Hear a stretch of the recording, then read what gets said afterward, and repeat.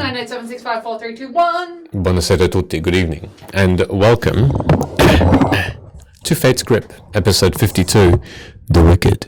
Hi, everybody. Is this the Broadway episode? The Broadway episode, Wicked, yep, it's the Wicked Witch of the Me. I'm the witch. Yeah. So, happy 52nd episode, everybody. That's we a are. year. It's a year. It's 52 weeks. Oh, shit. Oh, shit! Congratulations to us. Yeah. I didn't even think about that. Yeah. Oh, my God. 52. Yeah, like, No? What? 52. it's only a slow one. Oh, did you?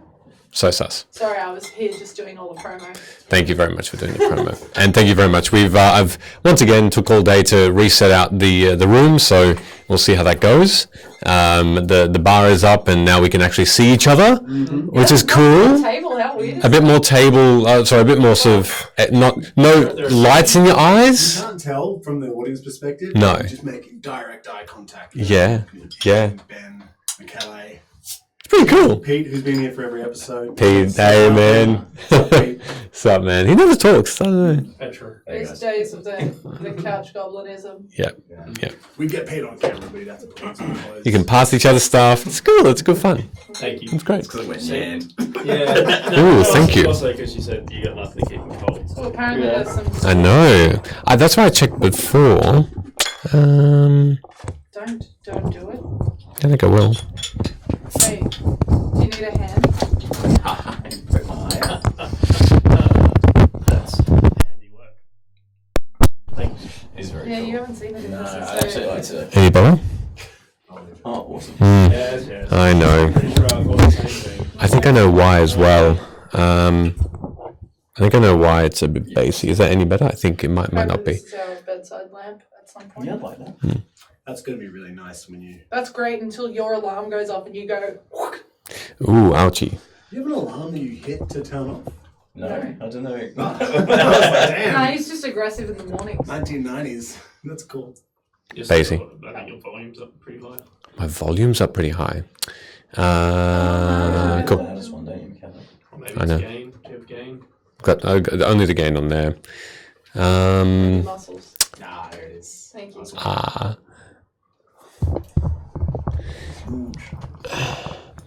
I'm just going to fix this up right now. Oh, Look, it's not. Shell dog. If break is good, do you want me to... hey, yeah, Actually, let's do- whatever. While you're doing that, Super slow-mo close-up. the one that Hey, Go for it. Hey, Di the Beholder, lovely human being, does the Dicey's. Wow, that's ultra close up on Sheldon. turn it down.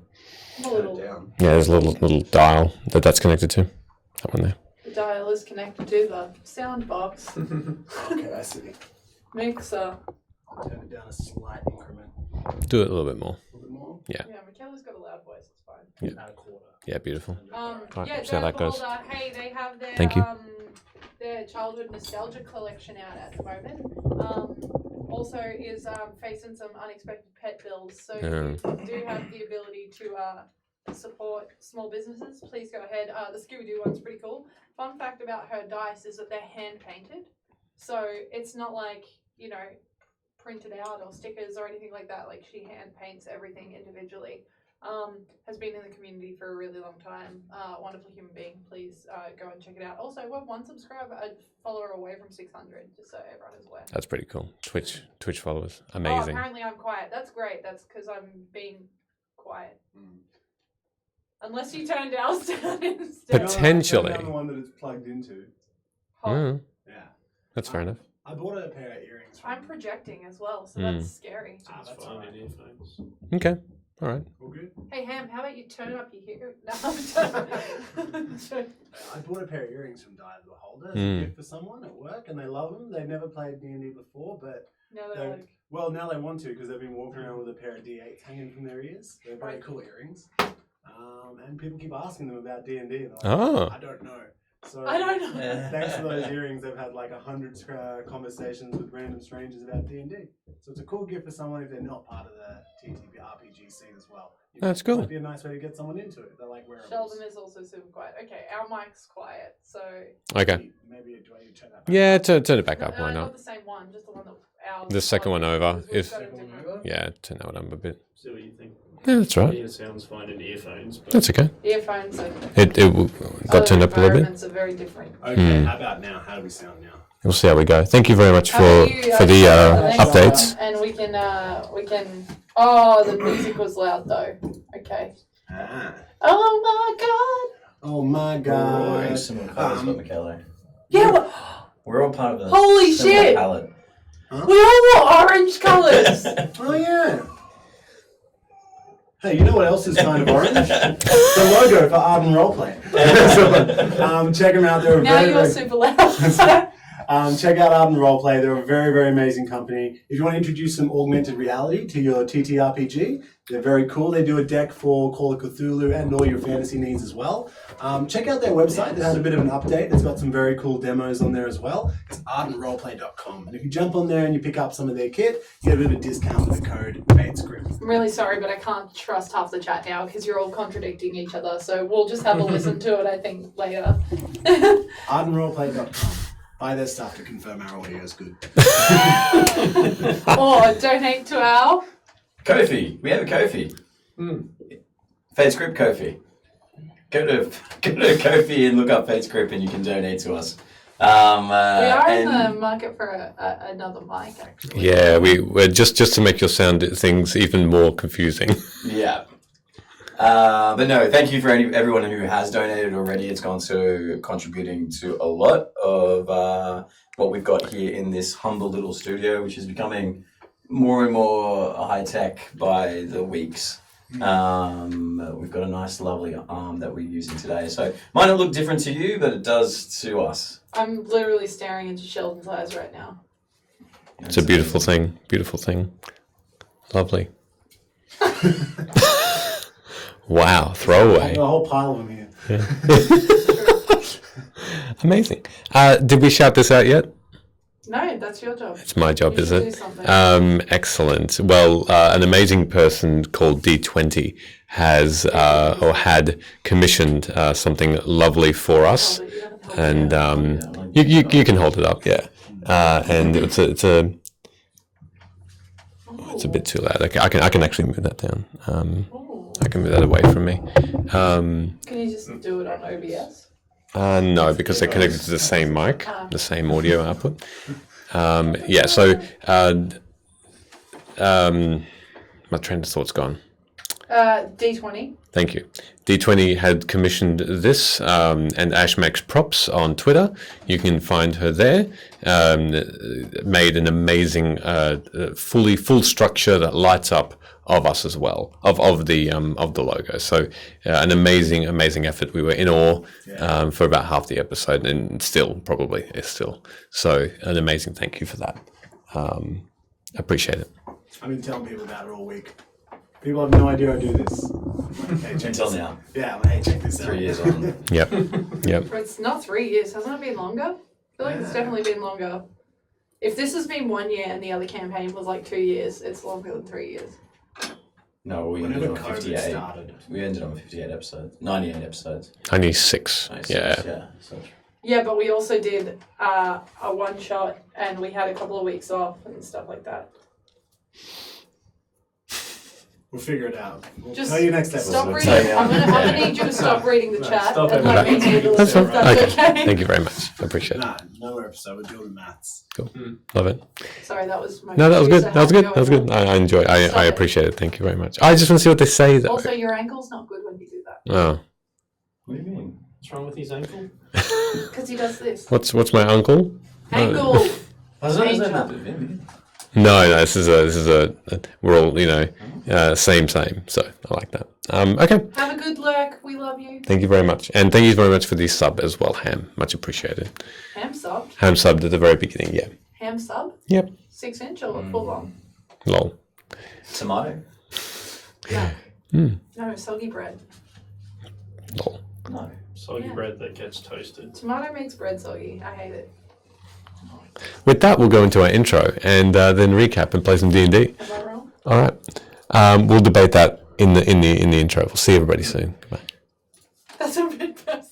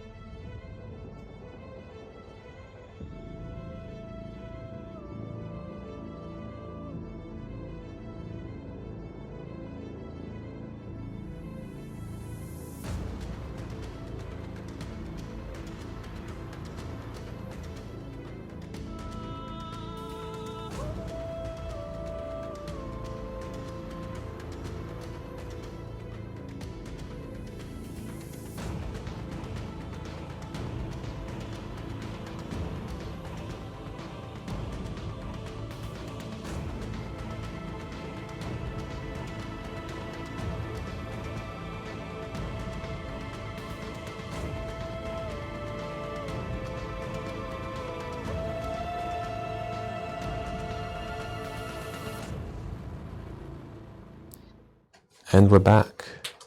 Lovely. I'm just going I'm to sorry, Am. this I deeply and this. apologise for offending you. Uh-oh. What was the offence?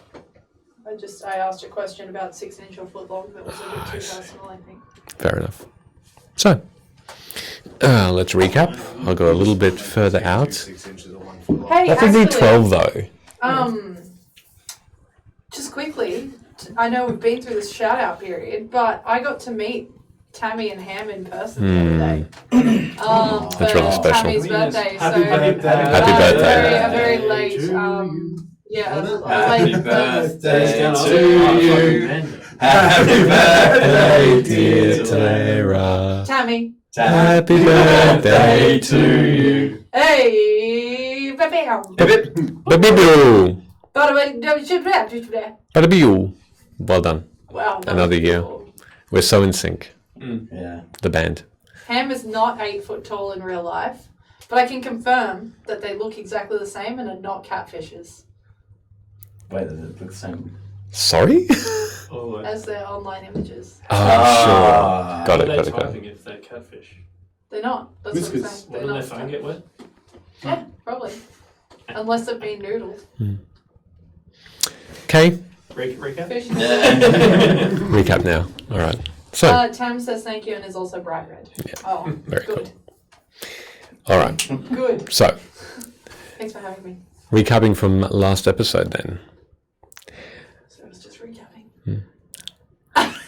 You all defeated the Conclave in battle. Afterward, you spoke and saw for the very first time Honfo Shen in the flesh, this mysterious figure whom you really hadn't come across for a time but had only heard its name.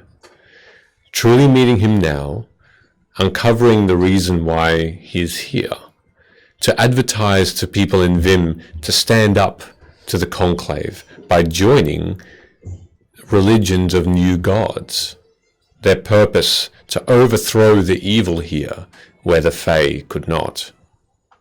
After speaking to your respective families and Urt, who Velo spoke to about the potion of everlasting life, you went to Luim on Urt's behest, knowing Nora was injured in a siege of Conclave and Fae, and soldiers of Luim in the thousands, and in the throne room you saw Sara, the Queen of Night and Magic, Alia, and Urt together, at last again.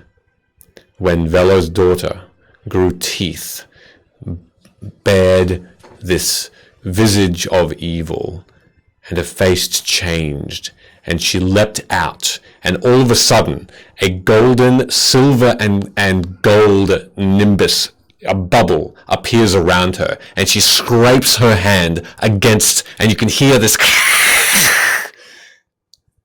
on fingernail, long and steel-like, on this shield around her, trapping her in. An instant later, this thin tendril of silver from this bubble is directed directly to the Queen of Night and Magic, who sees this attack and in an instant seems to shield everyone from her. You are your closest, Velo, and you get knocked back. Make a Constitution saving throw. As does one other healer in that place too. As a 19. Same here. You both take a step back and feel force, but you almost seem innately ready for it, and you just put your weight on your back foot and hold, as this thing just pushes you gently away. As that happens, Sara immediately disappears and reappears right beside you, puts her hand on you, and you can feel such a warm touch on your feathers. One of comfort, one of just peace.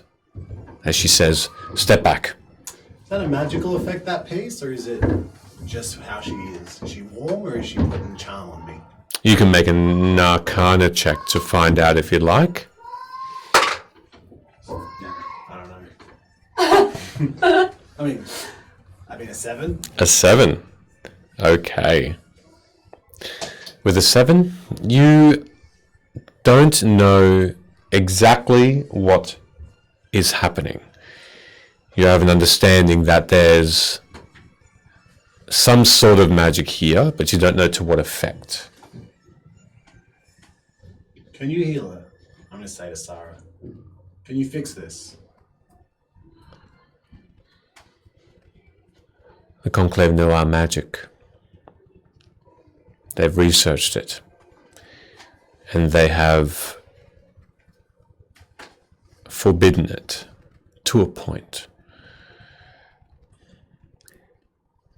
I can try.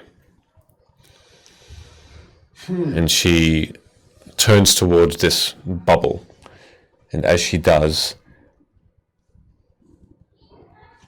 the bubble seems to move and coalesce around Nora, but ever so slowly becomes smaller and smaller, as though a jail is just beginning to show signs of crushing her. But like a layer of skin, it eventually simply touches all around, and you see Nora just glow with the gold and silver light. And she blinks for a moment or two. And she was in a position where she was just about to reach for you, her standing. And All hydrate. she all of a sudden, thank you very much, all of a sudden sits in one fluid motion and then lies back down and closes her eyes as though sleeping. I'm going to turn to Sarah. What was that? A sedation of sorts, something that will prevent her from being aggressive, but it will not cure her. I can attempt to study this. It's the first time I've seen a transformation myself, although I've heard of it. Give me time, and it might be possible. I'm going to reach my hand out and lay it on her arm. I would greatly appreciate that. Take as much time as you need. If you can, put her downstairs, somewhere private. People shouldn't see her like this, especially while the city's under siege. Don't tell anyone of this either. People will lose hope.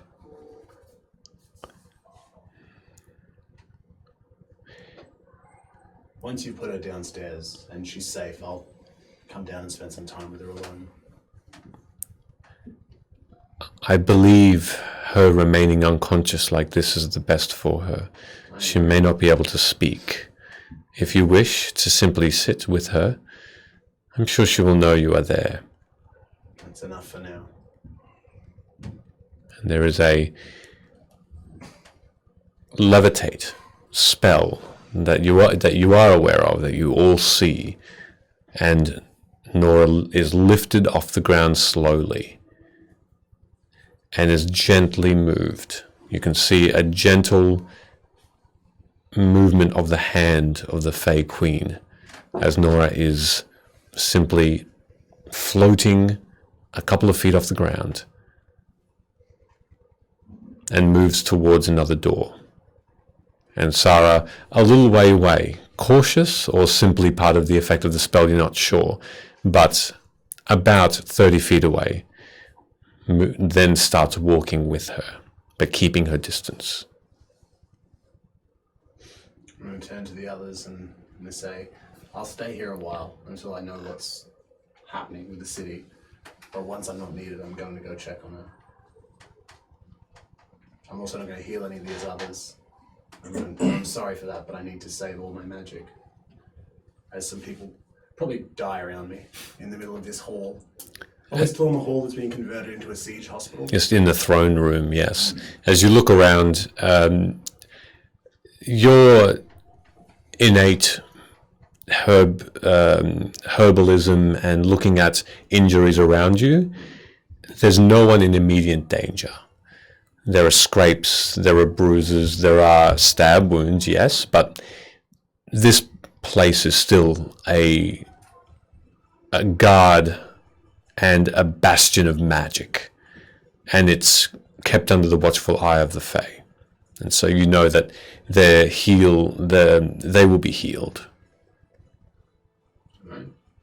And you see the doors swing open again, the throne room doors slam, and you hear a buffeted wind just blow in as though a storm is about to hit, but no rain is heard. And another couple of healers move in on one of those beds that they're lifting with handles. They move through, and almost like a hammock, and they move through with another 3 guards who are moaning, who are injured in one way or the other, and they're just laid down next to the rest. And there's no fewer than 67, 68 odd guard here, and other citizens of Luine that might have been simply accidentally hit with a missile or something, or guards who have been in the fray. Is Ert still there? Ert's there.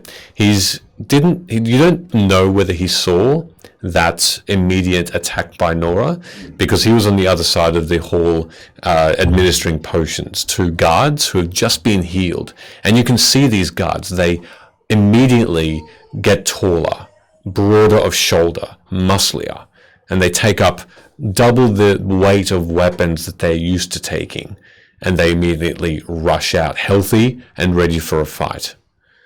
Whatever he's administering is bolstering their health. Firstly, do you have four of those? 4 more of those? You could probably use a couple of them. Yeah. Maybe times 2. Yeah, I do. I've got plenty. It's do you want? I'll ask again just in case. Do you want the experimental ones, or do you want the ones that I know won't have any other effects, bad or good, but probably only bad? Do one of them. Great. I See, probably don't need either of them because you're strong enough as it no is. strength just really won't help me and my spell casting or anything like that. Oh, really? Punch someone in the face if they get too close to you. You- for your spell I cast. usually I don't get too close to anyone. Could be like an emergency potion if you want to get jacked up, like headbutt someone. No, I prefer to stay further away. Maybe next time Sid pisses you off, you can just No. I can take one to hold for you, but I don't think it's very beneficial to me. she'll take 2 and she can give it to me. I'll give you 2 more for her in case she wants to. I'm not going to try and convince her. You can do that. Yeah, okay. Chuck it to you. All right, he gives you 3, and these particular potions are a bright green, as though they're just the purest of acid. Though they don't bubble or or it doesn't move on its own accord, you can see within it that there's this reddish tinge, or like glitter at the sediment at the very bottom, and if you shake it, it moves so much more quickly than you would otherwise want in a thick green liquid like this. Now, this is going to take give it an hour. So the proven ones are about an hour's worth of utter power. It's pretty cool. I don't have a huge amount left after I've given you these, so just They won't go to waste, I can promise. But okay, just don't pour them onto the ground or something. That'd be great. that's potion of jackness. Jackness. Yeah. If someone redeems Droplet, I'll use the straw from the pub and put it in there like a top pocket. Yes, I very quickly put that away. Okay. Too late for drop it. So, with that, you receive one of these potions, and it's the opposite. It's a thick red liquid, but you can see these thousands of tiny green little pebbles, it seems like. It's bubble tea. Sediment at the bottom. It's a Red Bull mixed with protein.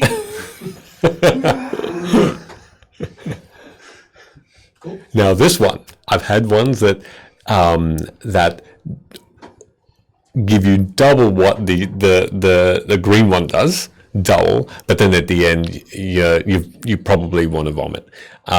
The other effect it might have is you might just be more intelligent. I don't know, but then not be intelligent in another thing. Anyway, good luck. Cool.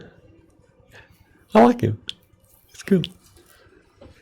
If everyone's done with that, I'm just gonna go. I'll explain what happened to Nora, and I'll say if you've run out of those potions to give people, perhaps you should go and check on her. And I'm gonna say quietly, and when I come down, I'd like a few moments alone with her. So send Sarah back up. Tell her she's needed here. Say whatever you need to convince her.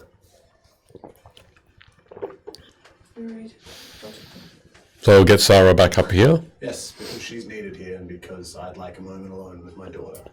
But don't tell her the latter. Just tell her she's needed here. Do you think you should go down there by yourself if she's all like vamped up?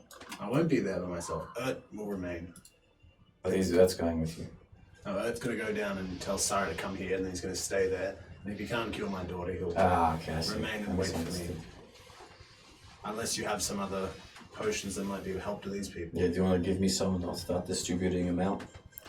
If that's okay. Alright. And Share them around. he gives you what seems to be some fairly minor healing potions, about 20 of them. Have you got like a line going here or? No. Just whoever's the most wounded. You know how to do medicine stuff. Yeah, totally. Bandages.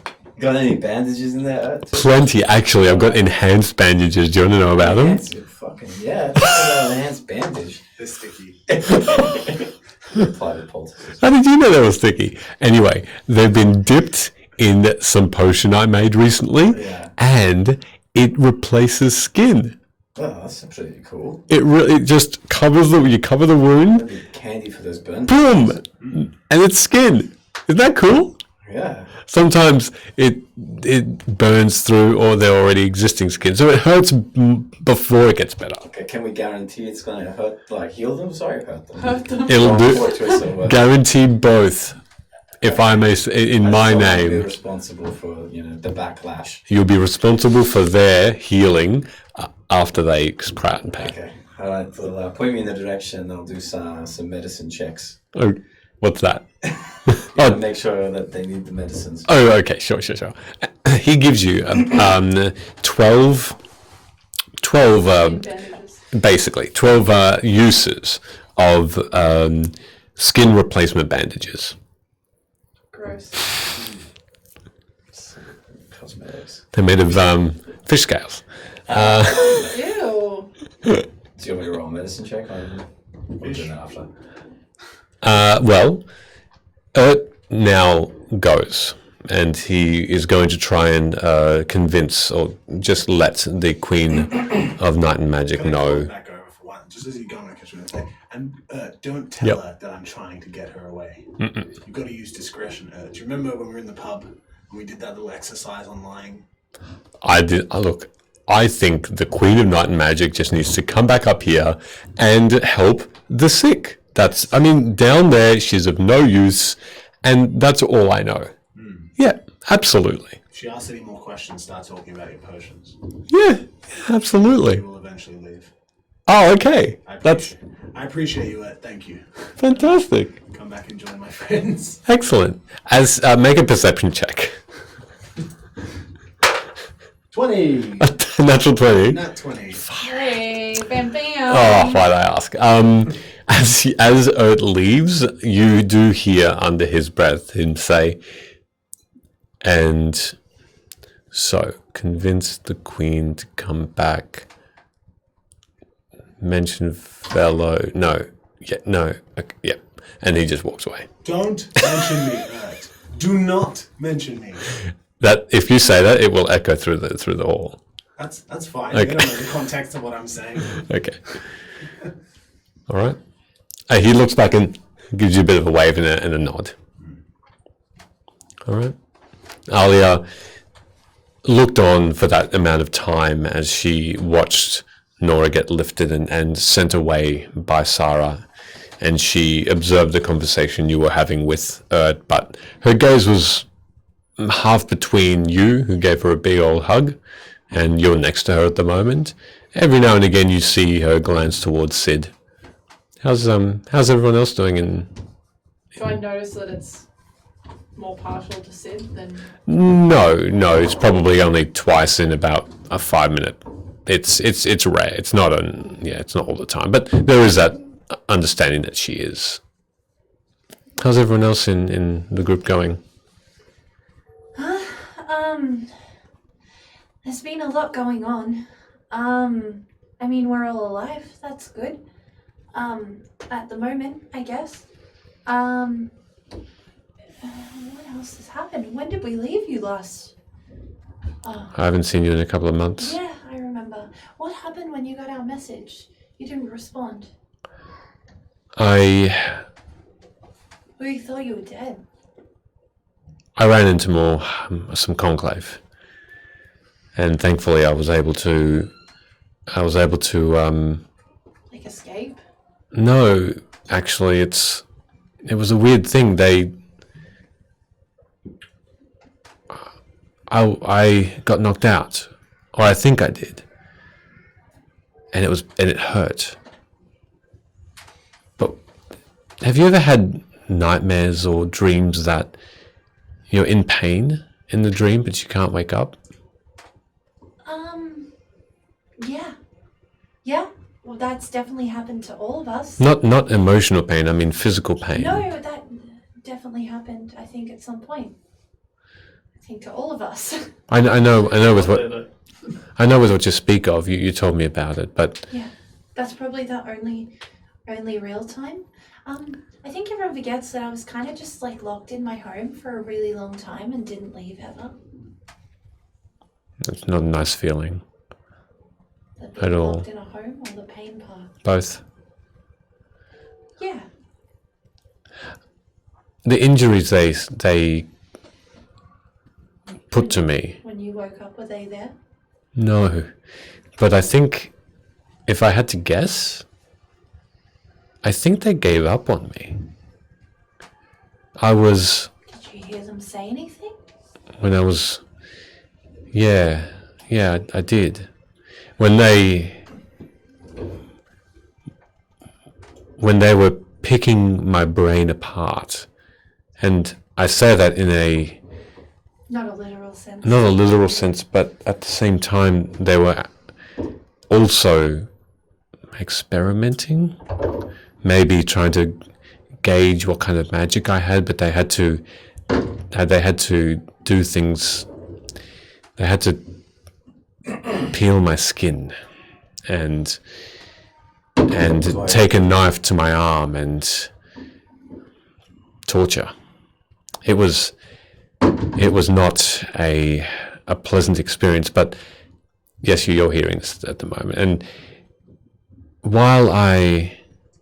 but this wasn't while I was conscious. I was unconscious. I was on death's door. But I heard everything they said. I felt every minuscule touch of pain, but I couldn't move. It's like I was sleeping while they were doing all those things to me. And then they simply left, and I think they did because they couldn't finish me off. I think they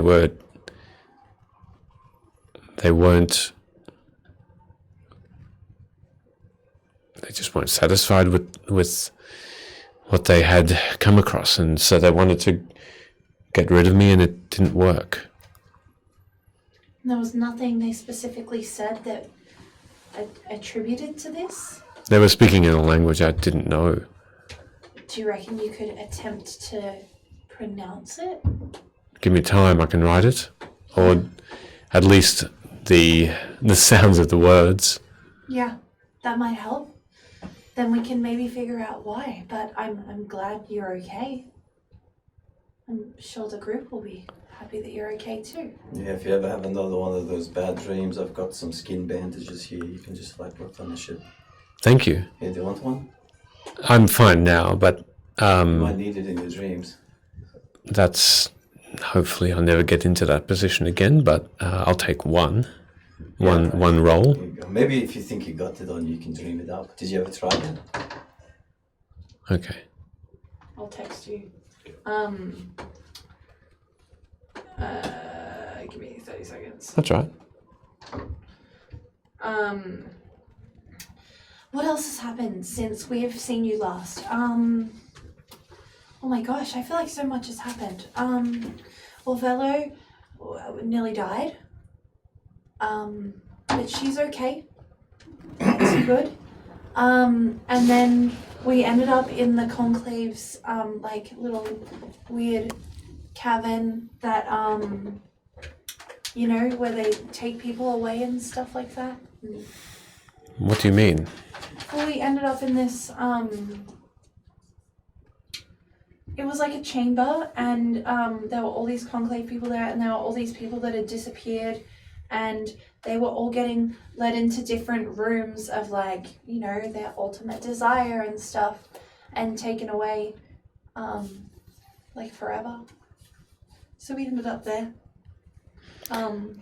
We got out though. It was okay. I'm glad you're all safe. We found my parents. Really? Yeah, they're not really okay. But we can't really do much about that at the moment. We have the demon in a void, the one that's like linked to them. And That's progress, at least. Well, that's amazing. yeah, I think we might have screwed it up somehow. I'm just not really quite sure how. But they're back at the inn now. And then, speaking of the inn, it's doing really well apparently. That's good. Yeah. Sid must be happy. Yeah, he's good. You know, his dad's there, and so is his brother, which is really good. Did Old Mate come with us? No. No. What else? I feel like, and obviously the battle with the Conclave, that I didn't know apparently happened Yeah, while but I we was totally kicked some ass. upstairs the entire time. You also came across Conclave. Yeah, fucked them up. Well, they did. I didn't. I was just hanging out, you know. With your parents. Yeah. Yeah. Found out where I'm from, where my family's from. Really? Yeah. Yeah, which portal? It was really, Where? I don't know how to pronounce it. I'll write it down for you at some point. But yeah, it's been a weird time. There's a lot going on. I am very concerned about the Conclave situation. Well, since I was free of them, I can have these dreams again. They come back and they appear real, but it's funny, as they were experimenting on me, trying to perhaps take magic from me or just understand what is going on with me, it's as though they let a little bit of themselves go. And I think since then I've been able to maybe understand a little more about them, which I've been sharing with the Sarah. What else do you have? Is there something that we can use if we come across them again? Have you ever used evocation magic around them? That's a really specific question. I don't know. Probably not. Evocation is the school of magic that governs damage and fire, ice, force. I don't think I have. I don't think I've actually directly attacked one, really, ever. I would say Velo is probably the closest with all of her fire stuff. I think Sid did some things with some fancy wind wall stuff. But I don't know Wow, if that's I'm the right thirsty. school.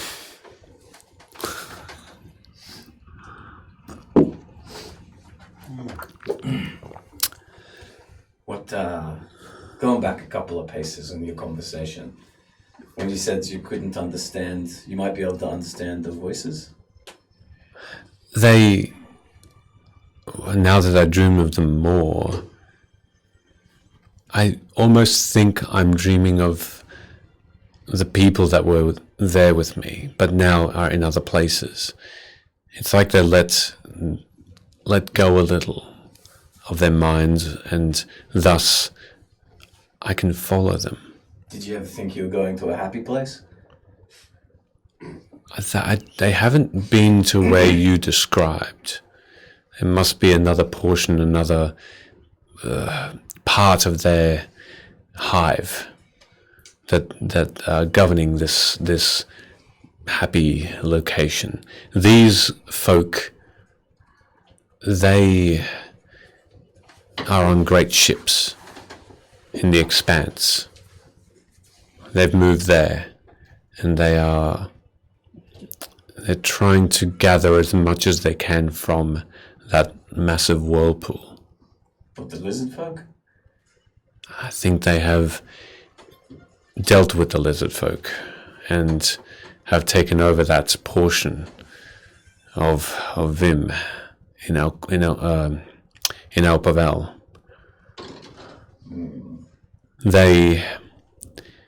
They're simply now trying to collect items, and when they do collect an item, Hood. Are they destroying them? No. Well, Sucking the energies out of them? that's right. Sounds like the Conclave. Oh my gosh, you're a genius. Oh, they said that they were doing this before, didn't they? I can't remember when, but... Just take the compliment. Like, just once. Okay, I'll take it. Thank you. I'm genius. Yes, you are. Thank you. I'm getting a little shy now. Stop it.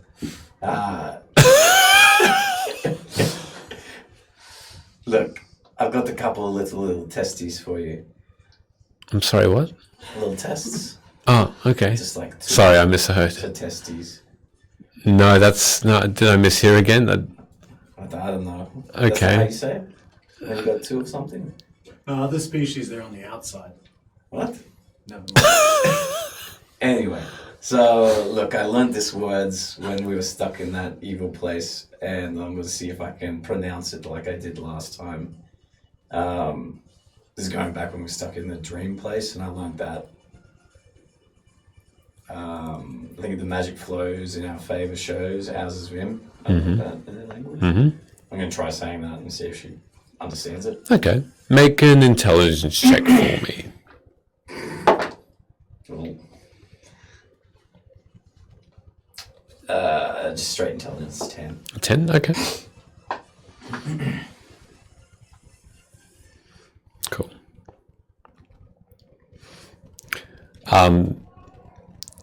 You don't have too well of a time trying to translate it or trying to speak it again. So when she hears it, she tries. You see a real concentrating look on her, but she shakes her head and she says, "I'm sorry. I don't recognize those words. They haven't spoken." No, it's been a while since I've said it. Maybe I've forgotten it. The only other thing that I maybe have could be in this book, and I take out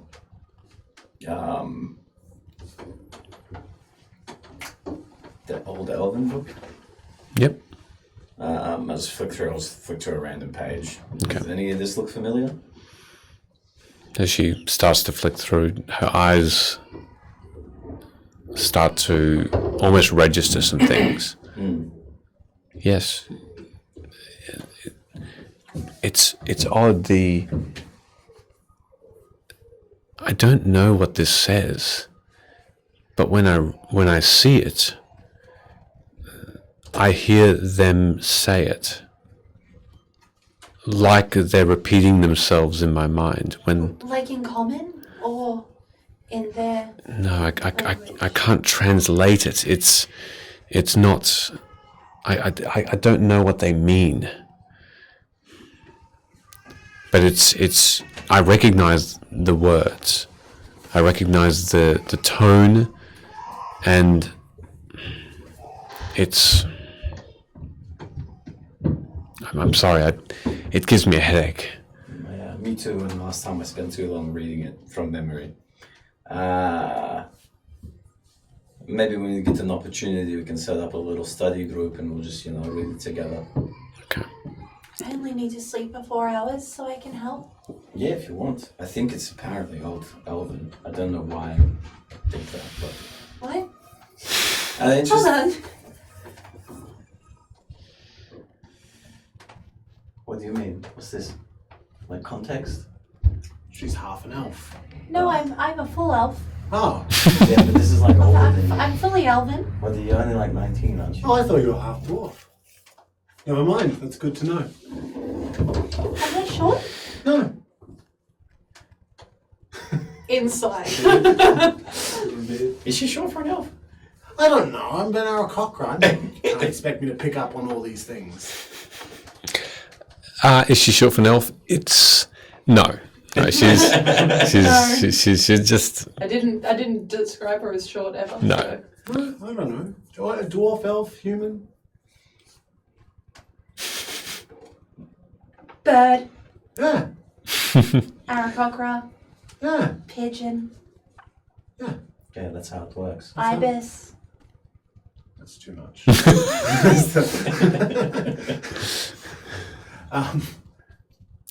I'll study with you. Alright. It's, We can be in like a study group. it sounds like you had to administer some bandages though first. Apparently I can't Yeah. read my own language, so maybe I'm not. Well, I mean, you can hold on to it for a little bit. No, if no, you no, want. no. You hold on to it. You're the genius. Yeah, thanks. Haha. Yeah, it's a joke. Did you get it, Dahlia? I did. Yeah. Alright, I'll go check out these bandages. Tell me one last thing though. Do you ever remember seeing like a big fangy boy dripping blood from his teeth in your dreams? When I was with them, they all did, and they all looked the same. Yeah. That's scary. Did you get any names? Again, They've been easily enough to kill. they don't. Look at that. They don't share. They share just one name. They don't have individual names. But they didn't mention any other names. Not even necessarily each other. Just names in general. When they spoke in that guttural. I understand. I get it. I guess what I'm. You know how sometimes there are like different inflections where people speak, and sometimes even if you don't understand it, you can understand that something is like Something- obviously a place or something like that. Was there was no indication of any names of importance at all? I didn't get Different places. any sense apart from the expanses as to where they are, or at least the people who were experimenting on me. But one thing I still get is an emotion. They're angry, but not. They're frustrated. Something or someone is stopping them. And it's not just here in Luim. It's not such a small thing. They see this siege as a small thing when they talk about it. They all have this. They share the same mind and share the same knowledge. So when you hear the attack on this city, the conclave that are in the expanse as we speak are aware of its progress in an instant. So I hear them frustrated, not because of Luim and the storming of it and the fact that they can't take it, but they're frustrated by something or someone that's holding them back from the magic. Do you think maybe they're trying to get here to seek refuge from something else? I haven't. They do keep secrets, even around me. Even after they're not sharing everything. I don't know whether they're aware that I know that I'm listening in. But even when I was unconscious, they were very hesitant and did not want to share anything for risk of me hearing. But they certainly have secrets, and they seem frustrated that something is forcing them to dig deeper for the magic of him. Do And you they, think they're connected to the conclave? These are. Yeah, the thing that's stopping them. The vampires. Oh, they are. They're the one and the same. But the thing that's stopping them, I don't know what. What was the one name that they all call themselves? Was it the Conclave or just that? Nothing else. So frustrating. But the good thing is, I guess, that one thing I can take from it, even though my nightmares are more intense than they've ever been, is that they haven't won. They haven't won yet. At that point, you hear a scream from a distance away, and it's blood curdling as you hear a wall seem to crumble, and an explosion from outside as the siege continues. Does it go But check distance. on them, survivors? Alia says, "Yeah, I hope Nora's okay." She will be all right. We'll find a way. Alia, before you go, have you noticed anything odd in terms of your injuries? Injuries that would normally be far more significant, and you seem to take them in your stride. Well, that's exactly what I described to Luna. I should have been dead. The way they tore me apart. Not in your dreams, in the siege. I have been injured a couple of times here as well. Certainly not to the point of death.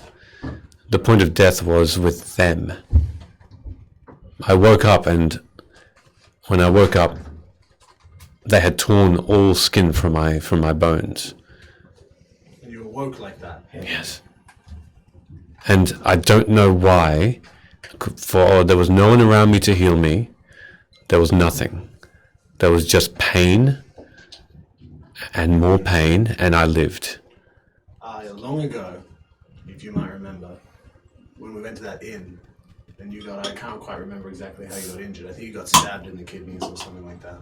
Poison beer. Poison beer, that's right. Close. That's It's a way to stab a yourself in the metaphorical kidneys. stab to the kidneys. You were dying, and I had only a moment to act.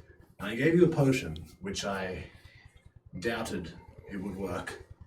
And I may have cursed you with a type of immortality. I am so sorry. You're young now, so you most likely won't realize the significance of this. But you are not an elf.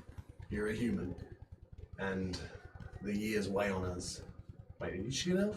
No, she's half dragonborn, half something else. She's, yes, correct. Yeah, that's it.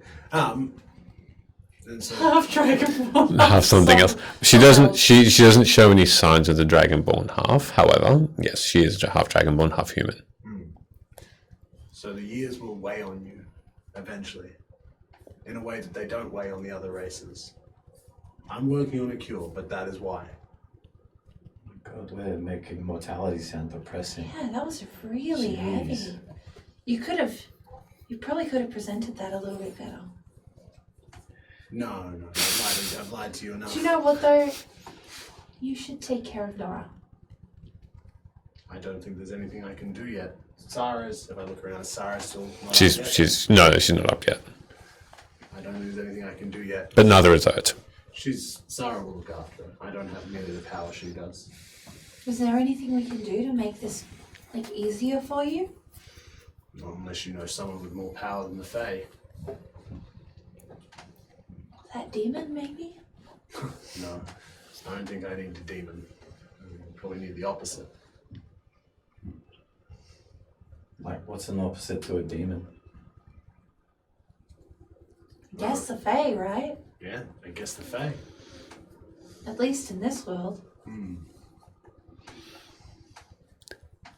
You, with the conversation that's been happening so far, you have been able to overhear. It's a room that is fairly echoey, even though quiet voices are welcome here in a place of the ill and the injured. You've been able to listen in, so just bear that in mind when you know your information. Up until this point, as Hood starts to move around and administer however many bandages you'd like to see its effects. Just however many people I find Cool. need bandages. Yep, make a medicine check. Luna, you're still with Alia. Velo, you finally see Ert return, and shortly after Sarah. They don't seem to have any sort of words with each other. That is untold permission. So, without anyone following you, you can head down to Nora. And you watch as Velo leaves. What would you like to do? Look, let's just say if I wasn't really there, I probably would have given those 3 greater healing potions to the 3 most injured people that I walked past. Okay. And I guess I'd just be joining up with them. Maybe if Hood's walking around bandaging people, we'd probably meet at some point. Yep. So a couple of things happen then. As you administer these health potions, before Ert leaves to go downstairs talking to Velo, he follows you and then administers this green potion to each one of the guards, each one of the 3 guards. As soon as you administer this healing potion, you see the wounds scar over and no more bleeding, and you hear popping as ribs go back into place, and arms that might have been twisted just click back into the right position. And then as soon as they swallow that potion, he dives in with this green super person potion, and you can see the same effect: bulking out, muscular, taller, healthier, and their eyes are just eager, and they pick up you can see that on their way out they pick up crossbows. They put it on their backs, a couple of them with plentiful bolts. You can see they pick up a shield and a couple of spears, and then they go. So it's and then at the same time that door opens that they go, another few come in. It's just a clockwork. And then you watch as Ert leaves, and you join Hood. And Hood, you see Sid heading up, and just before you do, Alia steps in front on your way to Hood. Hey, Sid. Oh, yeah. Just wanting to let you know I missed you, and I'm glad you're okay. And it sounds like you found your family. Yeah, the old man and the brother seem safe, or as safe as you can be in this world at the moment. It's good to see you too. I'm glad they weren't taken off or anything like that. And your mother? Same situation. Not sure what to do about that yet.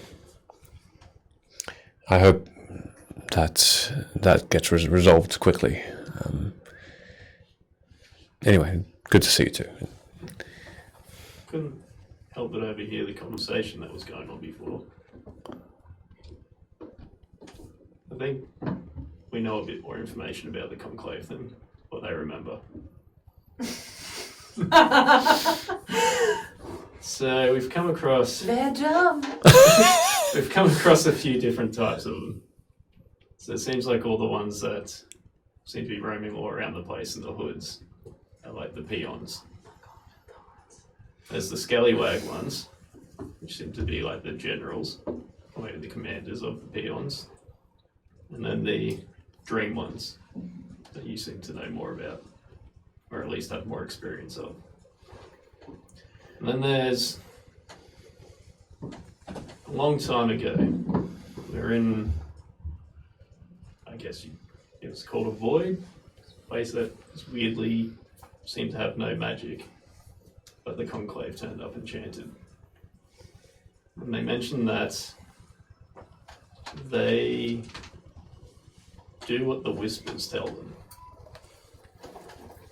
But it didn't seem that they really knew exactly who that was. So you're saying there might be someone talking to them, whispering to them to give them instruction. Yeah. I mean, I don't know exactly what it is, but there's a few powerful beings that we've met that seem to be pretty dodgy. One of them's a Fae, one of the lords that the others took the memory away from. And that's the one that has my mother. There's a few things that I've heard that make me not believe some of the stuff that he told us. There's a couple of beings that seem to be the original custodians of this world before everything else turned up. One of them, one of the compatriots seems to have a vestige of, I don't know exactly how it works, the spirit of this thing is in it, or some piece of it. And we've been told about a matching one for the opposing being. The Fae call them life and death. And then there's these storm things that, hold up the arms, seem to have given me this, but also have a trail of destruction around them and seem to be recruiting people that generally haven't turned out to be very nice.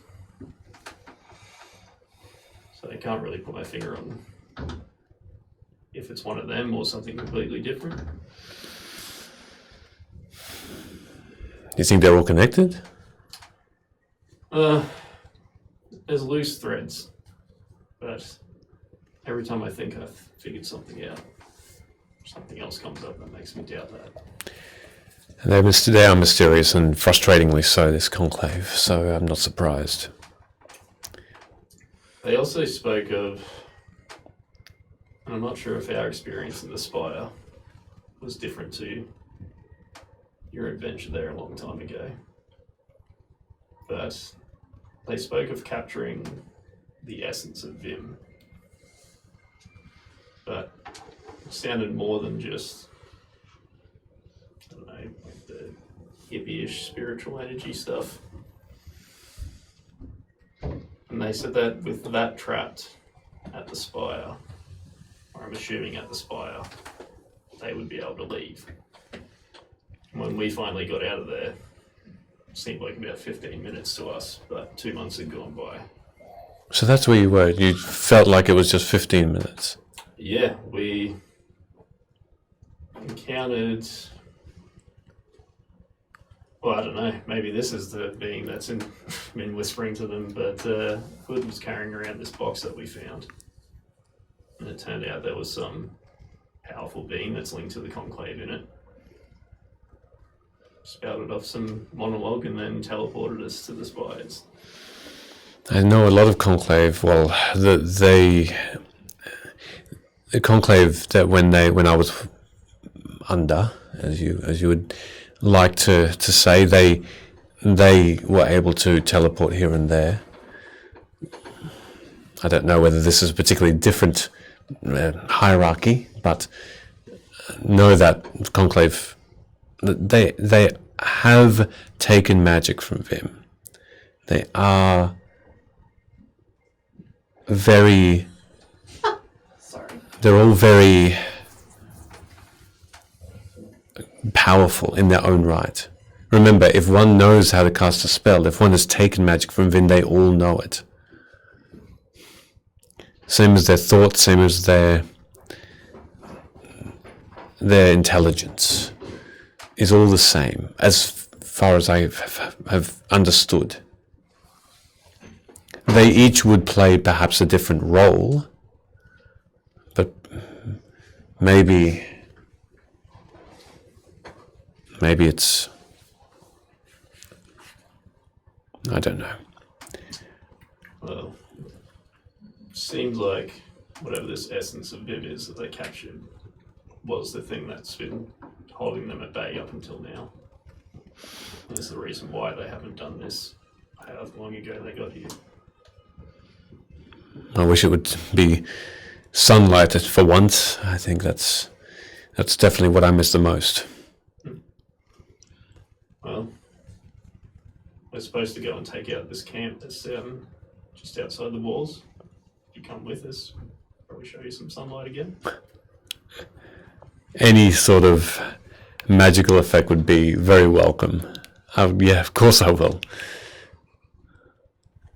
And now that I know that I can't die, even though I still don't want to feel pain, and I won't invite it, I feel braver. I think I'll be a little bit more help now than a bit more cautious. So I think you've got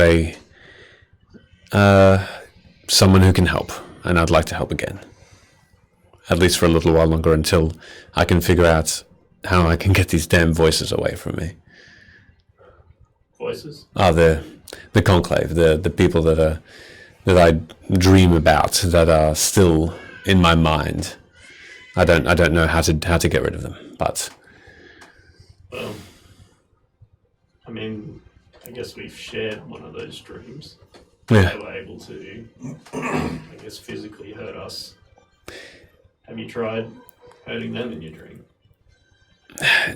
I've tried all sorts of things, hurting them, interrupting what they're doing, trying to leap at them, just anything. But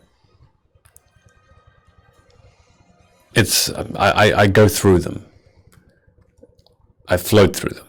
It's odd. It is like a dream. If I jumped through a tree or something, and the tree was a mirage, not really there, and that's what it feels like. And I can't affect them. It's a one-way link, it seems.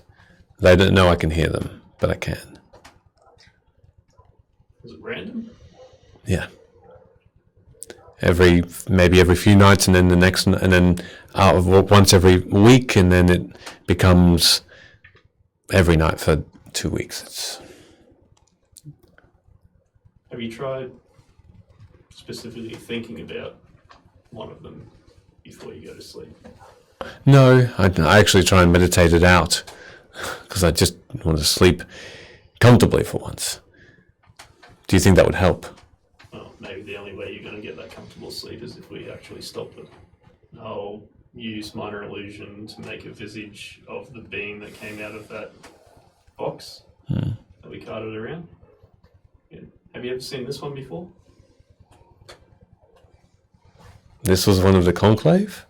And this is what came out of that box and teleported us to the spires. I don't know. I'm not sure, I'm sorry, no. Not that particular being, but remember, if the conclave can cast things like teleport, they can cast simple spells like disguise self. So perhaps you were tricked. Perhaps this thing is a distraction, and perhaps it's just one of the others, one like the others, just in disguise. And they're trying to put you off track. I'm not sure. So at this point, we took out a few of them. And this one was definitely more powerful than them by a long shot. Or they were holding back.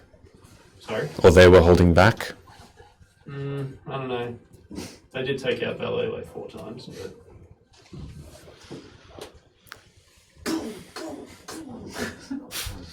I hope she's okay. Literally. yeah. I mean, She looks it's hard to fine. tell. Like, I always thought she already had dementia, so I don't know if there's a concussion on top of that or not. But I'll see. Take care of her. She's not well. I think that's all we've been doing. You've had your hands full with the conclave, and then Velo comes in, and I can see that you're all very good people, and taking care of an elderly person like that. Yeah, I know, right? That said, she has done some pretty boss-ass shit. She's tricky in her own right. I wouldn't double cross her. Anyway, I would, but I better get myself ready for this camp that we might be going to. Yeah, is this the one that we're going to try and capture, the big boy? no. That's in some dead city on the coast. No, right. You were acting a bit odd last week, so you may not have remembered. Yeah, have you sobered up yet? No. Okay. Alia says, you should before we go into battle. You don't know this, but I've not been sober most of this journey. He actually, Oh, well, he's fine then. I mean, like, drink all you want was kind of like a gesture, not to be taken literally. And yes. Well, you know, I had all that money to put back into the till. Yeah. I better go get ready. And she gives you a one nod again and accepts you because you're not there. And she goes away. You can see her start to sharpen her sword again with a bit of a Giant stone, knife block. basically. I might just quickly walk off with Hood and kind of gesture him to walk. Bye, guys. What were you doing? Because I'd probably tell you this if you Just were nearby. nearby. If you were nearby, I'd go get you as well. Oh, you am would I be. invited now? Because we're just like in the next. I don't even know if it's the next room. It's just like the next segment. I was just walking around healing and then Yeah. healing, so I figured. Anyway, so I'll walk probably Hey, Luna, to come the over other here. side of the room. Yeah, this whole from time I'm where just Alia like, is. or Yep. NPC. So you both follow Sid away from Alia. Sure. Go on. Hey, probably going to be an unpopular thought, but do you think An unpopular thought? but you think maybe Alia is like one of the Conclave bosses? Why? Because she's got like the connection to the. What do you mean? She's so nice. Yeah. Well, yes. She's like our best friend. Well, I'm not. Just the thought, a couple of things she said. But so was Gorslag. He was real nice. What are you talking about? No, he wasn't. Yeah, like he was patting me and stuff. And after he sicked his poo monster cousin on you. Yeah, it's a misunderstanding. So it could be going either way, right? That's the defense I'm making. Anyway, Whether she's maybe even aware of it or not. Or do you think she's being used as a conduit to suss out what we're trying to do? Because she's got a connection to the conclaves. She's definitely the only one that we've spoken to that's not overtly, I don't know, evil acting, that has a connection to them. I don't know. They do get into people's heads and dreams and whatnot. I don't know, you're a druid. Do you have any, like... Or have you and Velo ever come you're across really any, perceptive. Yeah, no, I get that a lot. It's Do you know I'm an literally- elf? I am pretty perceptive, actually. But the half that's not dwarf.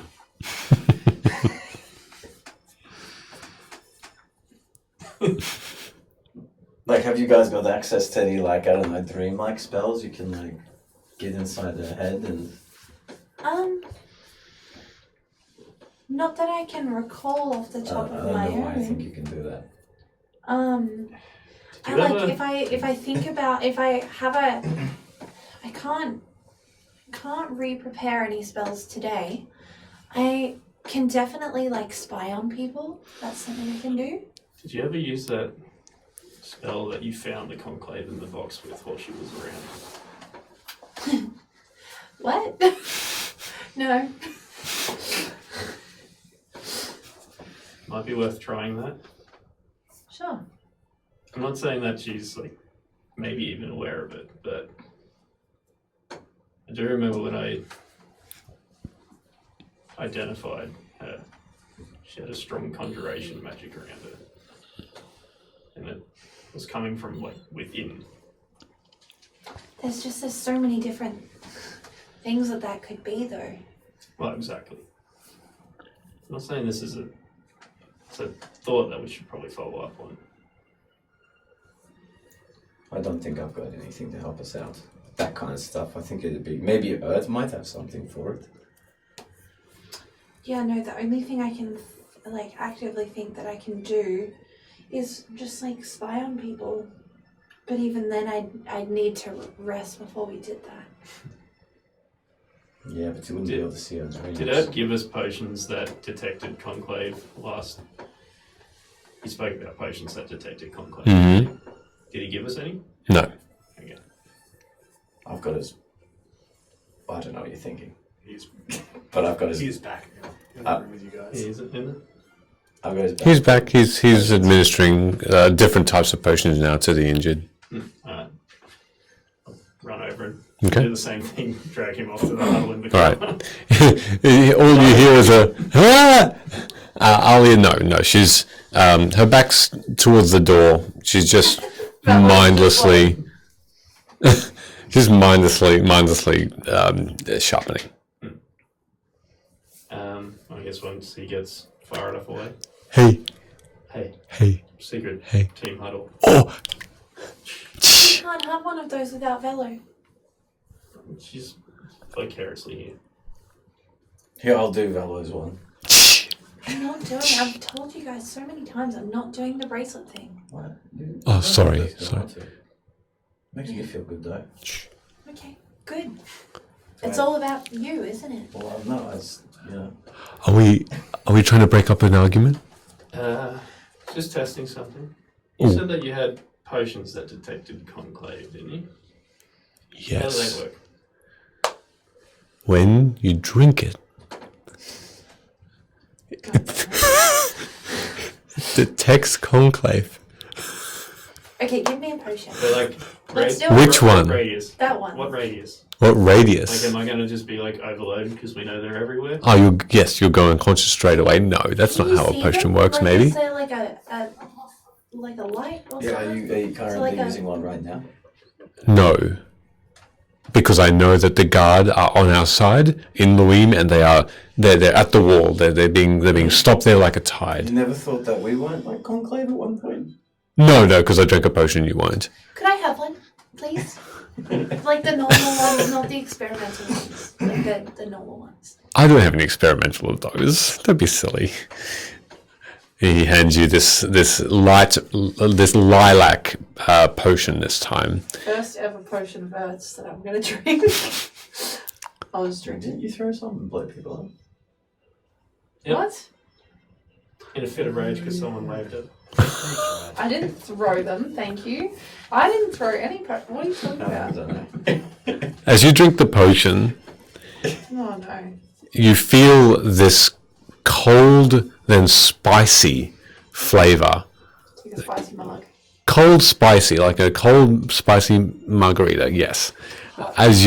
Spicy. As you drink it, your entire mouth just comes alive. The taste buds it has this chili and ice all at the same time. Sexy. And as it goes down your gullet, My gull. gull, I've got a seagull on my that's collar.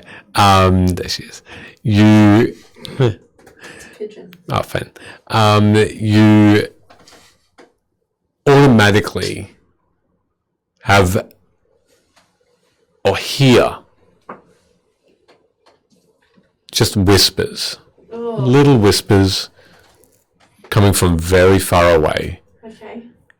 and like white shadows, you see through the wall of this throne room, converted to a hospital, beyond the first wall, going down the city of Luim, and then beyond the second.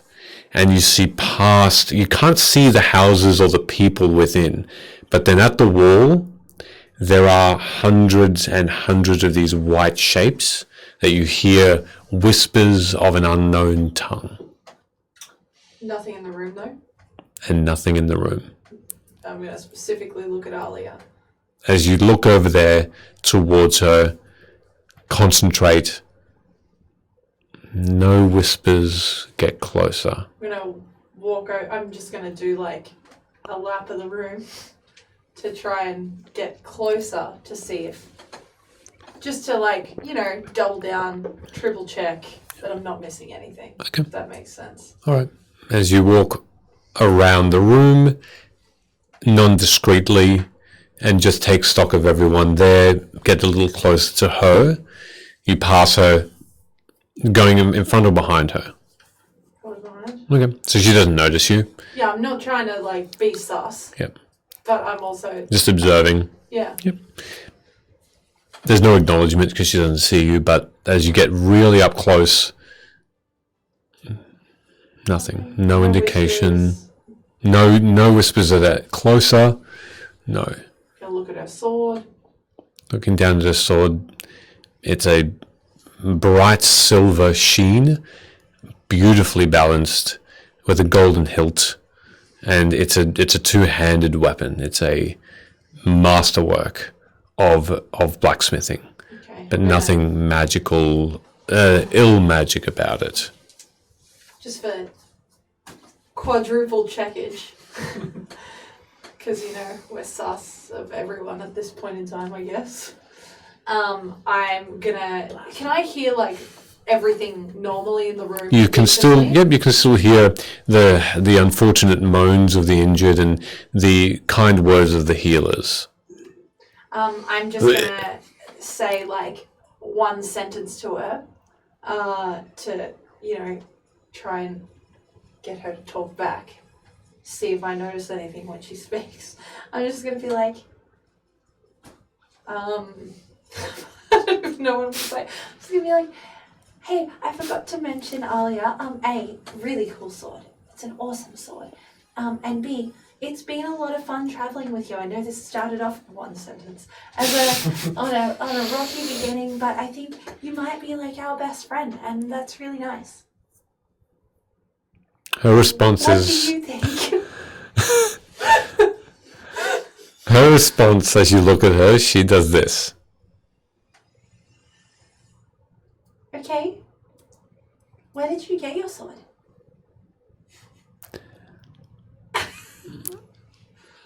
I just haven't taken. I've never used a sword really, and I've never really seen someone use a two-handed sword before. It's very nice. Where did you get it? Tell me about its history. Well, I don't know much about it. As she speaks, she's speaking normally.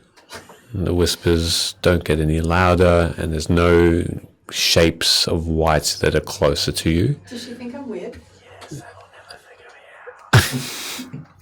Uh, Can I You can insight it. You can insight. I'm weird? Yeah, you can insight that. Absolutely. Of course, I'll roll. What are you trying to hide, Michaela? That's a 19. A 19. No, there's no indication that she thinks that anything suspicious of this conversation. No, but, like, general vibe, does she think I'm a weirdo? Nope, not at all. She's speaking honestly. She's speaking friendly. She thinks nothing out of sorts, or the feeling that you're getting is that there's no indication of suspicion or. Luna behaviour. Yep, and she continues. She says, "I haven't. Her It's eyes look normal. Everything looks visibly." kosher. There's no, apart from you see the scars that she's described to you of old injuries, but that's, her eyes look normal as you remember seeing them, her colour, and the colour of her skin's the same, nothing else is amiss. Nothing. And she says, She tells me the whole history of this sword, surely. I actually haven't picked this sword up until very recently. There's a bit of a warfare of conclave occurring in the Riverlands, and travellers from there, guild members of a sort, have vended weapons, quite nice weapons. I got this from a fighters guild of sorts that their traders have travelled up here, and she gives you this. Oh, I wouldn't trust me with it. I've never used one before. She easily turns it around so that the hilt faces you, and she gently holds it down, hilt first, and you can see that there's an emblem at the very bottom that's carved in. It's a quite a large round depiction of a very smart looking mouse. Like the Mouse King? There is some evidence to the positive there, yes. Have I seen the specific emblem before? No. Okay. Well, it's very nice. Thank you. Sorry, I keep disrupting you. I will go now. It's okay. It's fine. It's really good to talk to you again. Anyway, as you walk off, Bye. and you are with Sid, looking after these people, and with those bandages, you notice that they, as soon as you administer them, and they cover wounds, the bandages almost knit themselves around and into the skin, and then mold with the skin around it. And soon color matches color. And there is simply no wound that you see anymore. It's completely covering it. There's work there. There is magic at work. And you can see that the bandage that covers it is performing a continuous effort to heal the wound and cover it. But it's very, very impressive and effective. So, It seems like, just one more point, it seems like these bandages would stabilize someone much, much quicker than a normal bandage. So it takes about a minute to stabilize someone with just a normal bandage. Yeah. This will just take a round. yeah, dope. How many of those did I end up using? You tell me, because you've started to go around. This is the one I described as the very first one you put on. Oh, For the purpose of this, let's say you've only tried one. how many? You've got 20. 20 is it? How many sick and injured are in the... Or injured, I'm saying. There's more come in. There's probably about another 37, 38 people, counting them. I'll administer 15 Okay. and keep 5 for myself. Keep 5 for you? Okay, sure. That takes a little while. Are you just following Hood? Or are you doing something else, Sid, while that's happening? No, I guess waiting for Luna to come back. Yep. Okay. I would like do a casual circle and then go back to the group. All right. And as you come back, Luna, you're with Sid again? She's clean. Yeah, but you have to kind of admit it's sus that we've never seen her and the head conclave person in the same place at the same time. I've never seen you in the. Yeah. You don't know. Have we even seen the head conclave person? We don't before? even know that. Yeah, they're all, one. Do you reckon Hood's the conclave? Yeah, totally. He's clean. After I healed these 15 people. Alright, I well, do. maybe I'm just paranoid. I do. Maybe.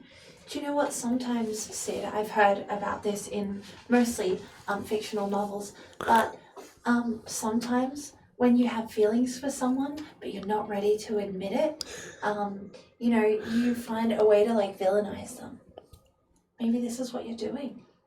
What kind of fictional novels are you reading? A whole library full over my entire span of living. What category was this in? C. It's alphabetized, What's the C stand for? like the letter of the alphabet. Okay. Maybe, It's called Conclave. What's an Love. alphabet? maybe I have been doing that. So you do have feelings for her. No, maybe I've just been too hard on Rick. What? What? Nothing. Inside. Inside. Sure. Do it. If you're trying to hide something, roll a deception. 23. 23 also. I mean, meets beat. So something is up, but it's hard to tell what. You don't know exactly what Can I roll? Sid is talking about. Yeah, if you want. Yeah. Did I My read the insight's not dice great. correctly? I did. I could be a 23, eh? You got this. You have to roll a 20. No, it's not happening. I should have guided myself. I'm an idiot. That's a 10. You're hiding something. I don't know what it is. Never mind. What are we doing? What's going on? Yeah, Where's your we're voice different. cracking, Sid? Well, It's not. Nothing. Okay, wait, let me just see your door. we're genuinely wasting time. I have already. Yeah, Bella's gone. Okay. Alright, Genuinely well, wasting time. We should get everything that we need together. Are we gonna go? What are we doing? Well, we've been asked to deal with this camp outside the walls. Oh, I understand that. We're 100% in for that. Yeah, I'm Yeah. down. Well, I mean, I don't see what else we're going to be doing. Standing here suspecting the people we love, apparently. I wasn't doing that. Oh, that was very directed towards Oh, Sid. okay. I thought it was like a group activity. You want to get in on this?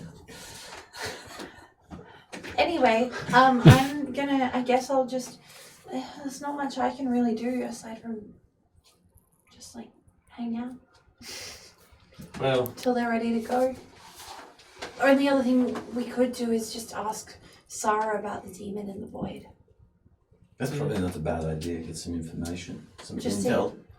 How do you get rid of a demon in a void when they're holding pieces of your parents? You might have dealt with this exact specific situation before. Is she holding the pieces of your parents? Or are they like hidden in her realm? Oh, well, so here's the thing. While you were drinking, you might need some What do you help. mean while I'm doing it right now? No, but Suddenly, Hood just has a mug in his hand and just takes a sip. You didn't notice that before, but there is a mug in Hood's hand. you're right, you do need help. Let me help you. So you take it. So while you Everyone has were mugs. at the bar getting more drinks, we joked a little bit about like hiding the dagger that has the demon in it, like inside a stone, and then pushing that stone very deep into the ocean. When we made those jokes, it was all fun and games until she spoke in my head and she was like, I still got a piece of your parents, ha ha ha ha. Also, they won't stop eating How did she know you were talking about that? because she's like an all-powerful demon, I would say. Man, that must have scared her if she decided to like use some of her magic to talk in your head.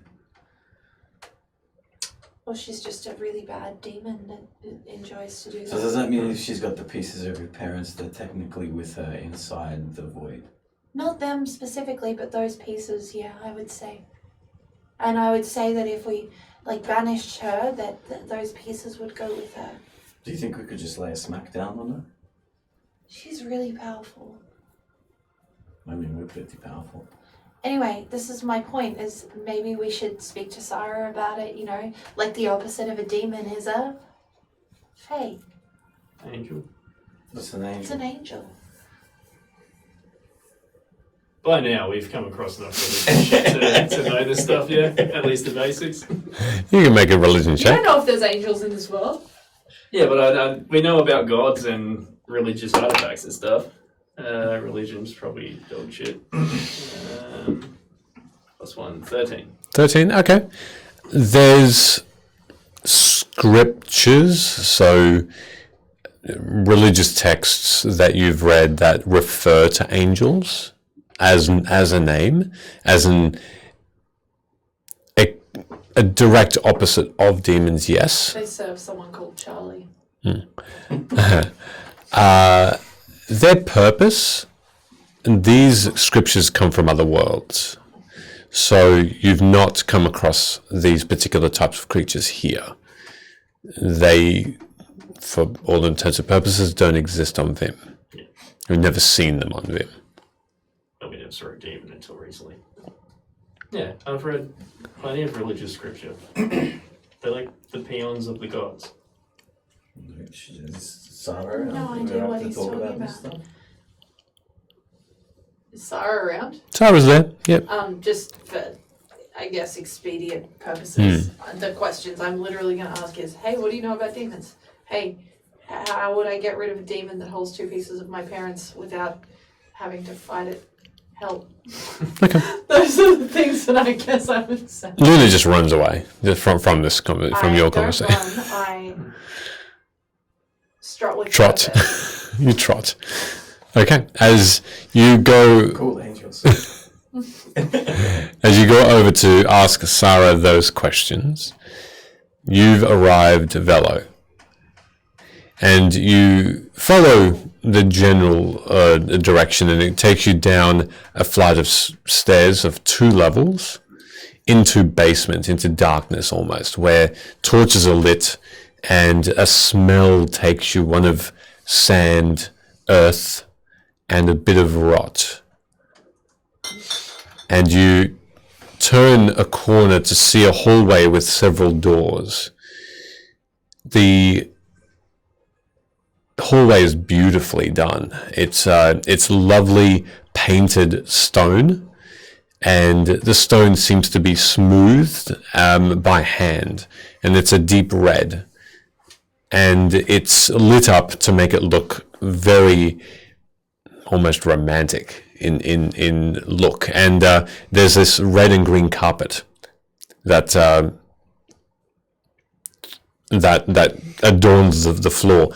The paintings on the wall just have a vista, similar to what the throne room had, vistas of outside of Luim and its forests and its mountains. The Nose-Tip Mountains are included, and you see only one door open, or slightly ajar. And as you guess that is the door into Nora's room, and lo and behold, it is. And in a very well-furnished room, high ceiling, candles lit all around, and a single bed that has a sheet over the top to the neck of Nora, with this golden skin still glowing around her, encasing her, but still showing you that it is her. And there's a bedside table, and on it there's water, just some bread, some fruit. All right. I'm going to just kind of look around the room. Is it empty? Aside from Nora? And there's a couple of chairs that are next to the bed. I'm just going to say this out loud. If there are any Fae watching me now, the least you could do is give me some dignity. Just a few moments alone. Does anything about the room change? Nothing about the room changes. The light stays as is. There's no indication that anyone is watching. Can I roll an Arcana just to see if there's anything like I can feel a Fae? Detect magic will be a better option. However, Arcana will tell you if it's possible for someone to hide in an environment like this without you seeing them. It's up to you which one you prefer.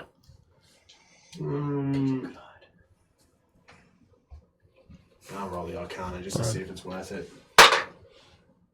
19. Okay. And there's, as you know, with your magical prowess, people who cast illusionary magic generally can be undetectable in a room, even in a small room like this, which is about 20 by 20 feet. And it's anyone's guess to know whether there are invisible Fae. And a Fae's first and foremost spell or spell school is illusion. So it's very likely that you've got a chance that a Fae is watching, yes.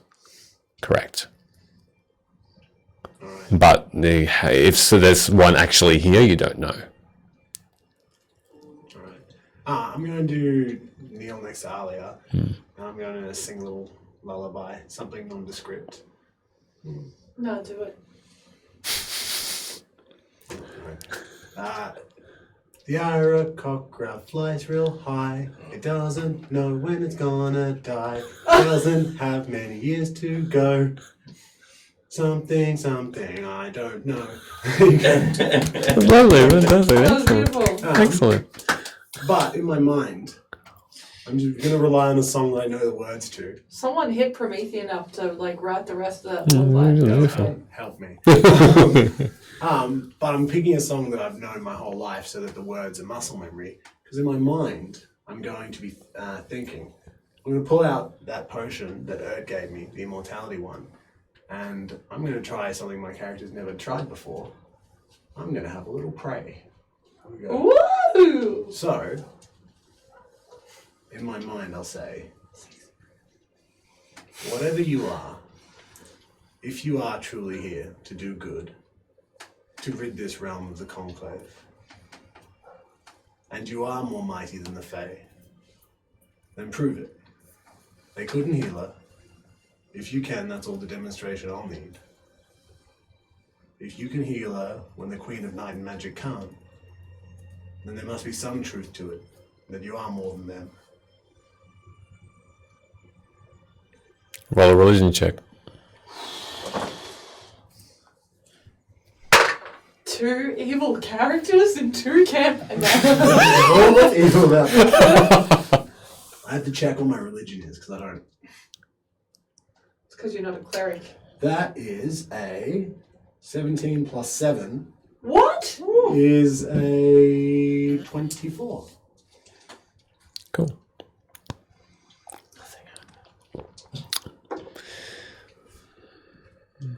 Only you hear this. This movement from underneath your feet, like a tremor. But it wasn't an earthquake, it wasn't a tremor. Because it happens again and it's a rumbling within you, like a stomach growling, but your whole body starts to shake. And then you look up and you see a fog just above you of white and grey forming. And then a voice behind you says,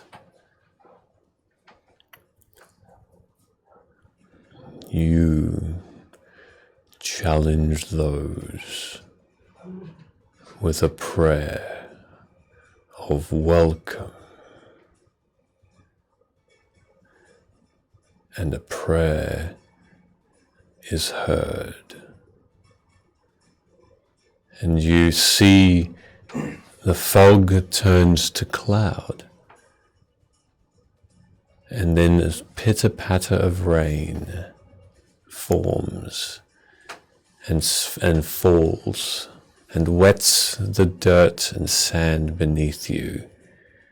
Looking down, it is now not carpet, but the floor is earth. And you look, because the light shines in the vicinity of Nora, you turn towards her, and on her forearms, runes start to appear. And they are a bright purple and white.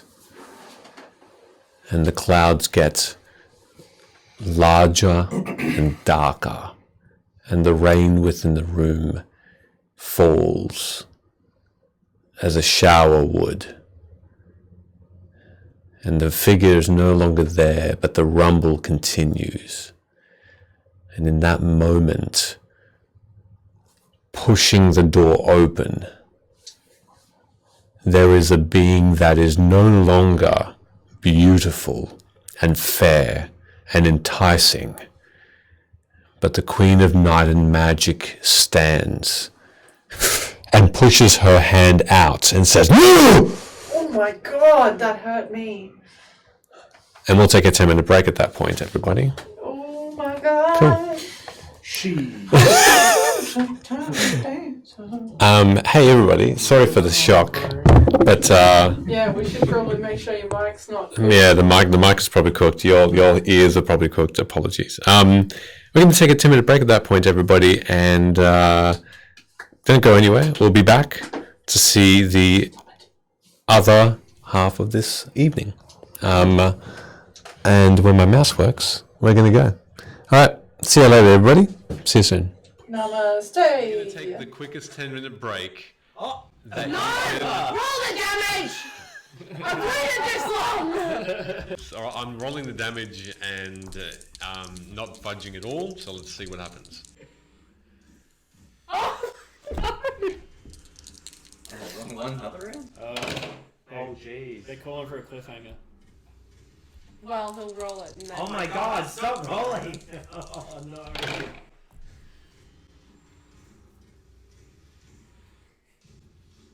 Okay.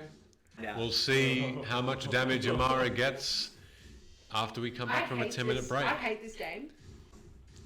We'll see everybody in 10 minutes. And I rolled a 20, 25 for Okay. stealth check. 25. Okay. Oh!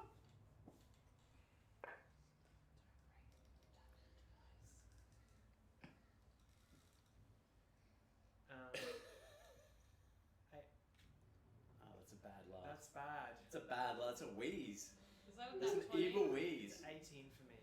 Is that a nat 20? So you all start walking 18. down. I'm just Yeah, gonna, hold on a second. just gonna leave my hands like this for a moment. Stop flexing your muscles. The GM is happy. It's all bad. Is this what makes your frown so low? Are you worried of what will be of you after tonight's turning of events? Did you feel remorse? No. Oh, we are more similar than you might think then. Does that not fill you with happiness? No. You killed someone? You killed someone? You killed someone? Yeah. As Amara starts to race towards Rook, you have just been handed the potion. And you saw Amara then just disappear. As you turned to attempt to uncork it and hand it to Osei, the battle's over. And with that swift motion, you look down, and the twitching has stopped. And in front of you, smoke coming out of the body of Osei now still. Do I see this? Yeah. Thorum! Thorum, help her! I'm gonna walk on over and look down at her. How's she look? Is there any sign of life? Is Make a medicine check. How's she look? Dead. That's a nat 1. After the last question he asked, I pull into the rucksack from the back and present a cup.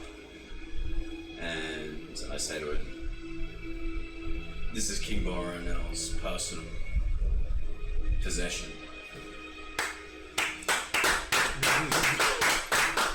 After 53 sessions! Michaela looks like he's gonna cry.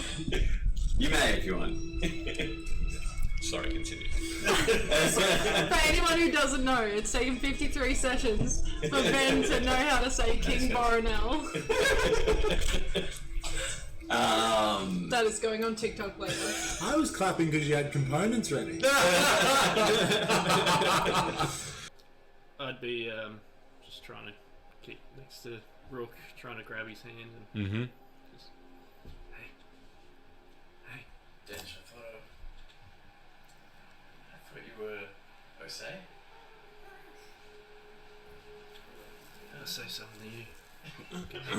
What is it? Come here. What happened? You look really good right now. Thank you. No one's ever really taken notice, but now's not the time, I think. There's always a time for love.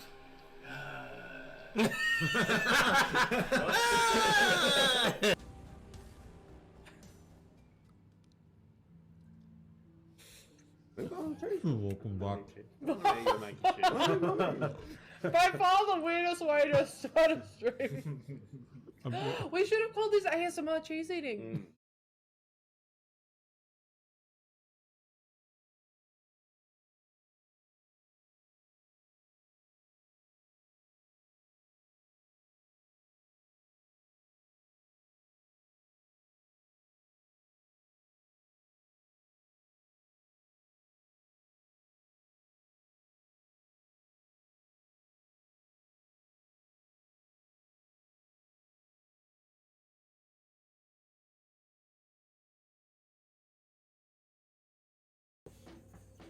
Oh yeah, he fucked up.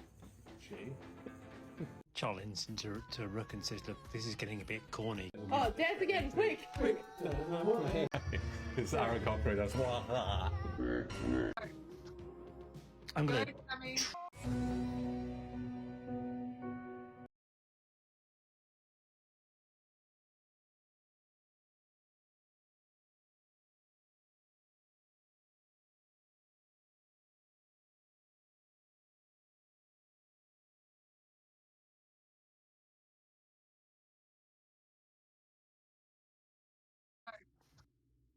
I'm gonna Sammy.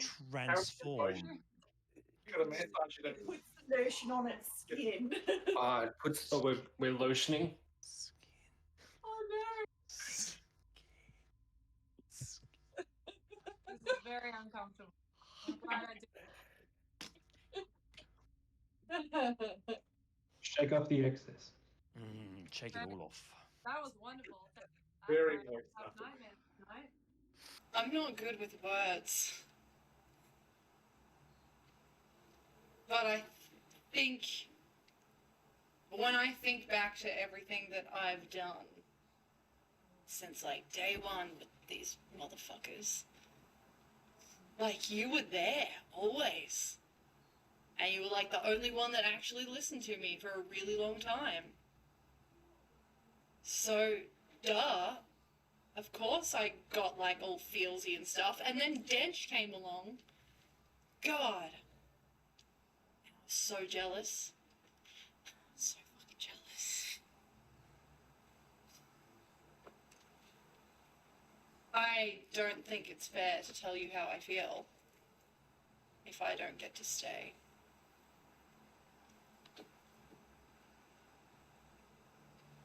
That would be cruel. But I think you know. Well, Amara, I love you. And I will wear the cruelty because I think it is worth it. It's worth every moment we've had, and it is every memory. Mara's just gonna be like, not of lava, but single tear. And she's just gonna be like, I love you too.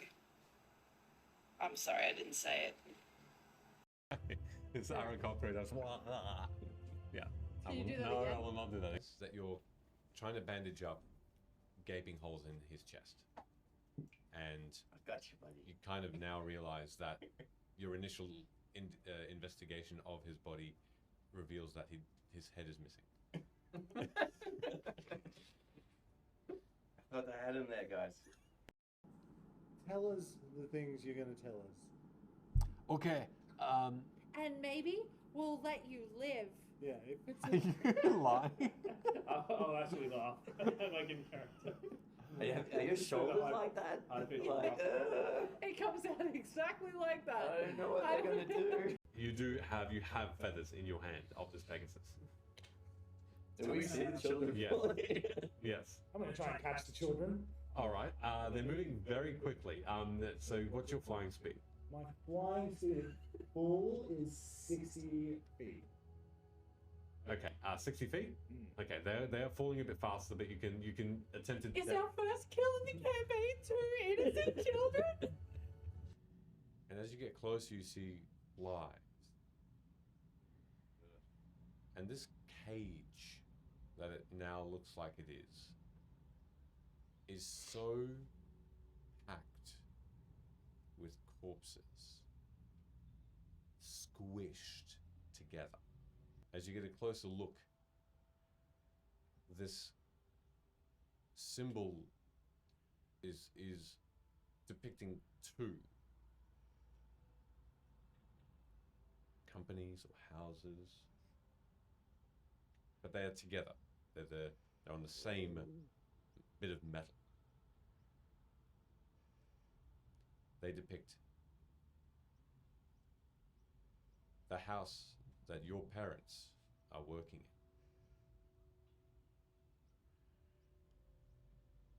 in. And they depict the symbol on the other side of House Tarot.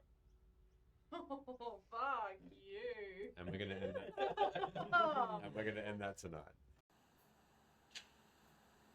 And that's it. That's it, everybody.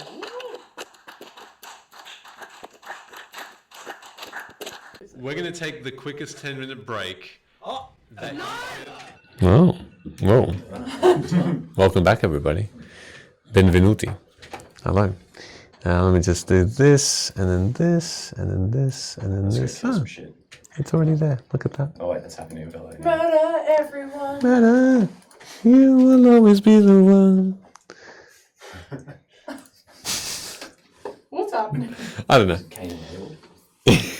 Welcome back, everybody. So, And what a welcome it was. and let me know if the microphone is better. I played around with it a little bit, so hopefully it's a bit Hey, better. MVC, how's Michaela sounding? Yeah, don't know. Oh, We'll see. beautiful.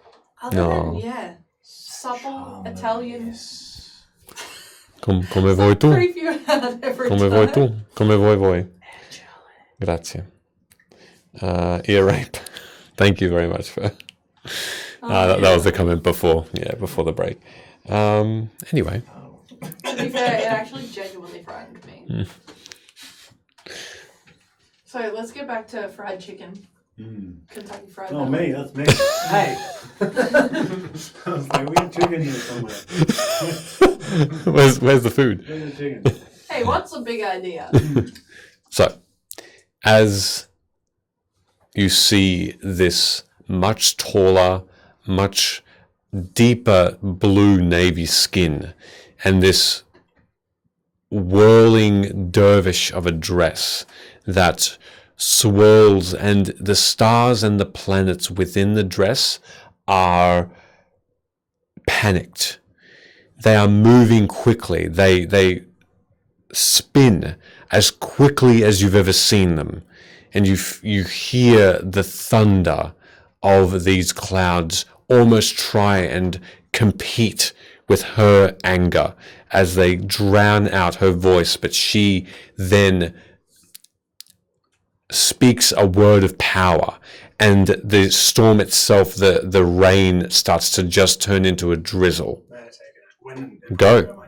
I'm going to step between her and my daughter, and I say, "You couldn't help. Now don't interfere." And I'll cast Magic Circle at 8th level on her, which should... 8th level? Oh. Whoops. Wrong character. Whoopsies. I was gonna say, in what fucking universe, my guy? That is a 3rd level spell. Yeah, jeez. Yeah. Do it 5th. Oh man. Get out of Thorm. What are you doing? Whoops. Have you been using Thorm stats this whole No, session? not this whole session. Just literally just then. Wow. Can we just make up what level we're at? Yeah, I'm Damn, I could have been doing so much more. I am gonna cast Revive Everyone I Care About. Beautiful. Spell. I know, it's... I still can't cast spells. Retcon that. I don't have it ready. Oh no! Would you like to do something else though? You can still take an I'd like to action. cry. You are, and you are already standing between Nora and the Fae Queen. Yes. And you can see that they, while you look, you can see that they are in a lock at the moment. You can see that a figure, or the same figure of cloud and fog, with these bright points that would make up eyes, stand in the corner of the room, just observing, it seems. Can you pick up a scroll of that? A magic circle. Yeah, or something in the Wildwood religious cult thing. It's not magic circle though. It's no. I've got a friend spell. We got those coins, don't we? Yeah. And I'm nowhere near you and don't know what's going on. Well, I'm just going to beg instead. Cast beg. Well, nearly. If it makes you feel any better, I've just realised I've actually got one less spell prepared than what I'm supposed to. You looking through? Instead of doing that, which would be epic, instead I'm going to beg, and beg with a little twist. I'm going to cast Charm Person at 5th level. So that'll be a Wisdom saving throw of...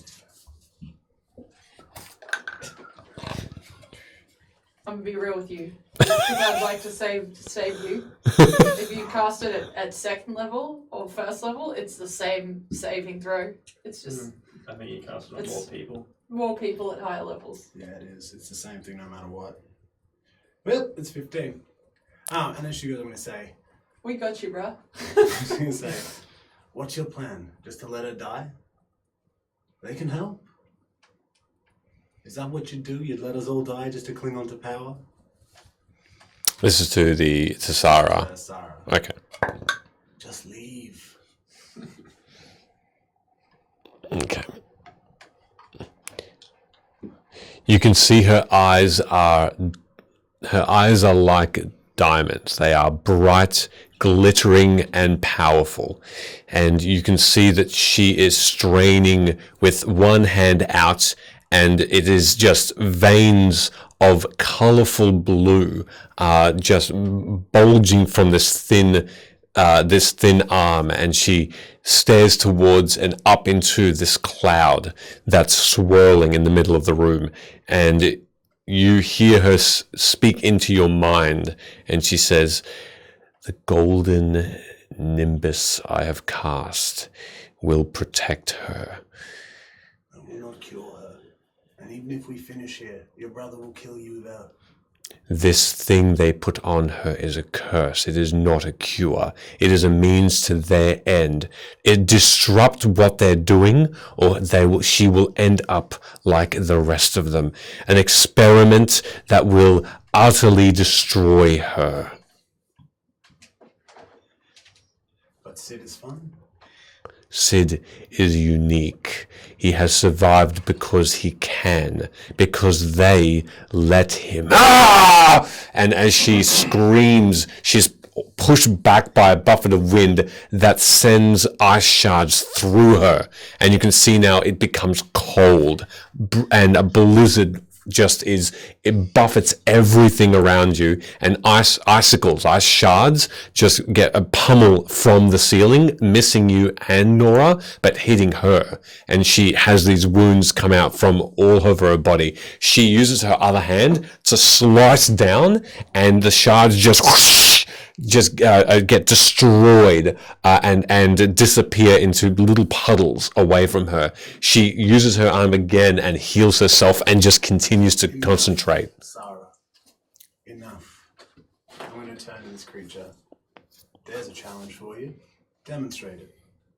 Heal my daughter and leave in peace, and don't harm her. And I'll know what she's saying is false. Okay. Question, Please. if that's okay. Sure. So I was going to speak to Sarah. Yep. Did I get to her and she left me So as you headed over and you asked those questions, there was a point that She's pissed off. Make an insight. And also, follow-up question. Do I detect a conclave below us now No. with that potion? No.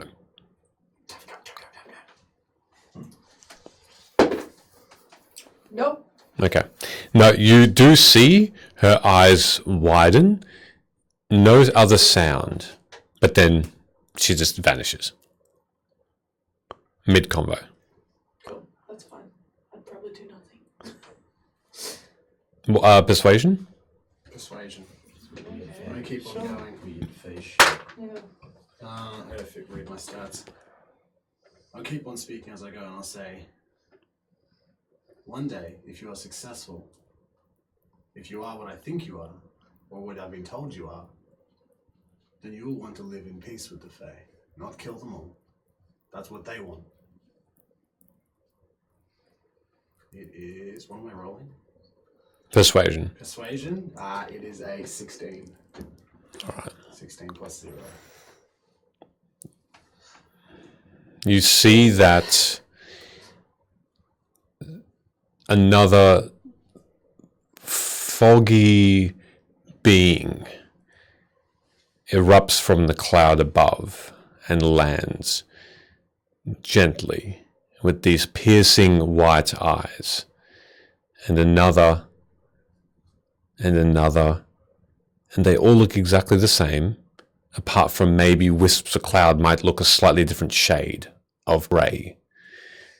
They're larger than normal, and they seem humanoid in shape, and they look at you wordlessly, without mouths, without noses, just cloud. And one by one, not in unison, they nod at you, and then turn towards the Fae Queen. and the runes in Nora's arms become brighter. And the nimbus of gold vanishes. As you see, looking over, you see Sarah, her nose erupts in an explosion of blood as she strains even more against whatever's happening here to try and push back this storm. Who are you? Who are you asking?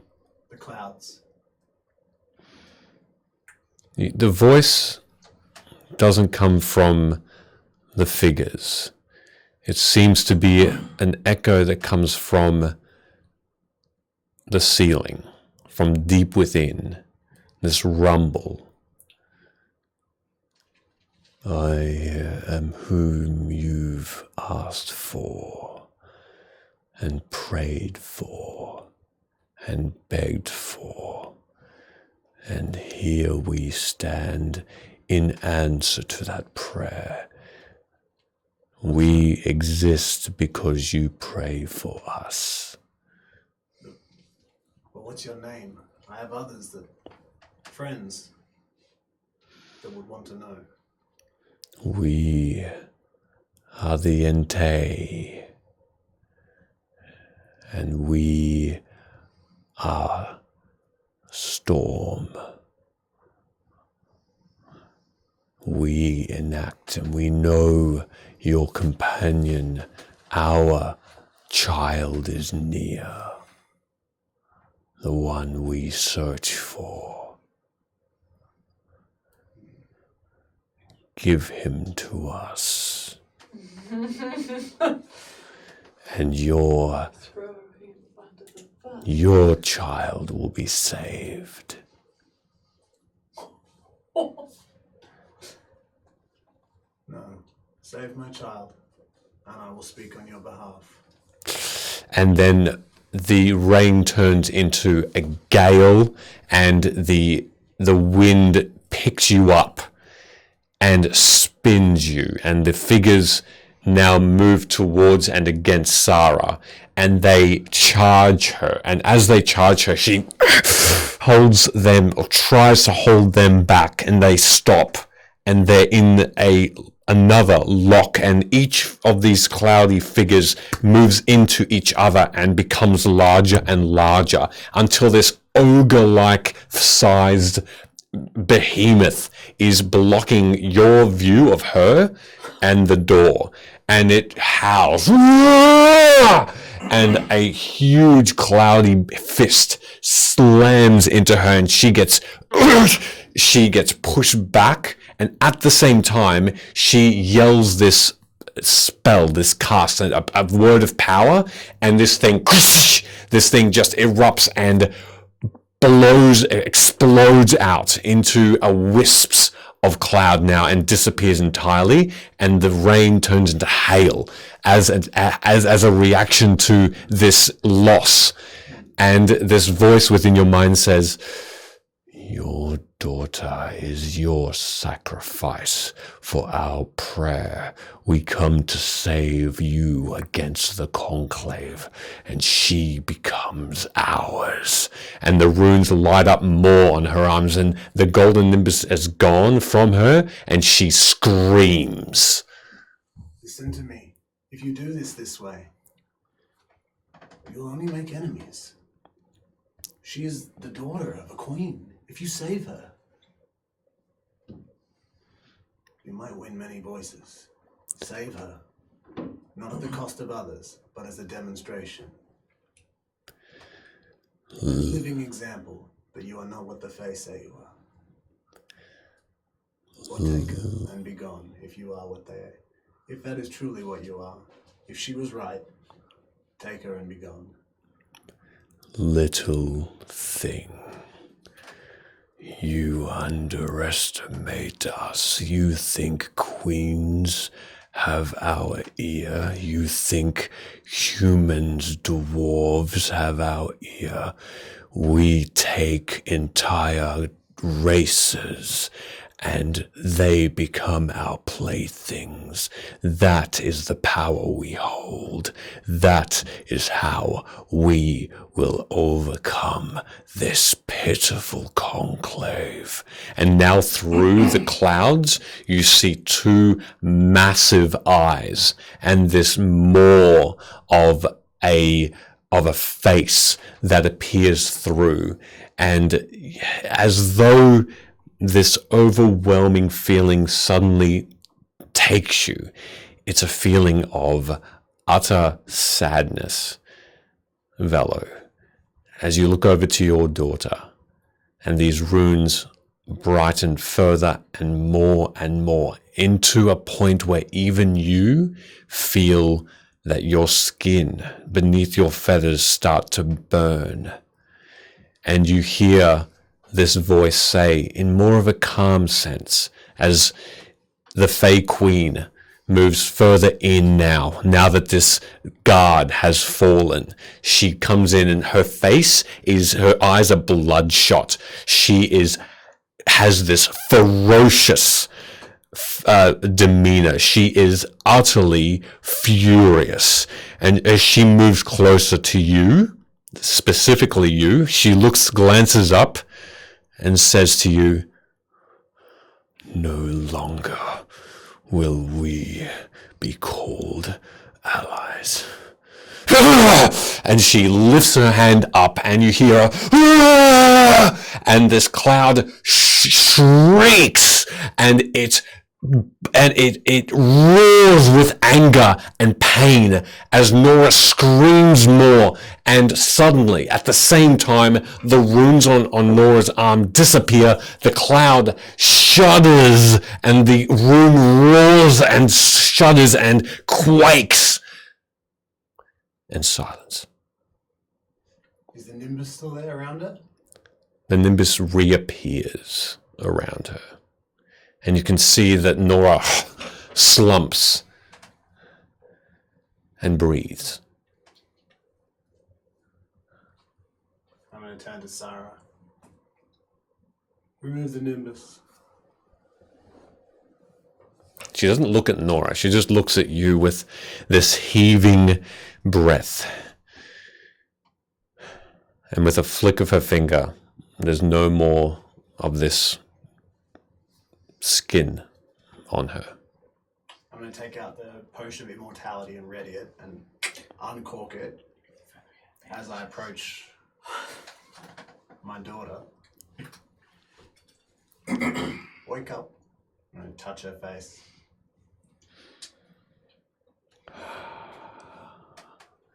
Her eyes open.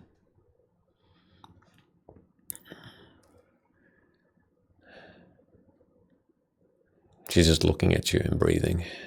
There's no emotion that you see. Her eyes, though, do betray a sense of relief to see you. It would mean a lot to me if you could say something right now and maybe smile.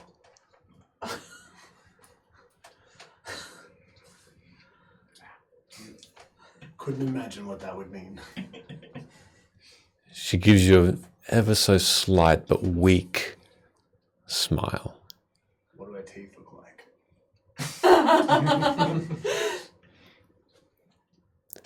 You can see that there's still evidence, but she's not aggressive. She's not angry. There's still this... The color of her teeth is different to what you're used to seeing, and they are slightly fanged, but they're not as vicious as they were. The runes have gone.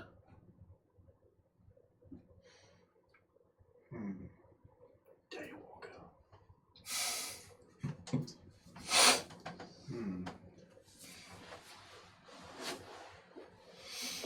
I'm gonna look back at Sarah. How does she look? Sarah's eyes are bloodshot. She has wounds all over her body.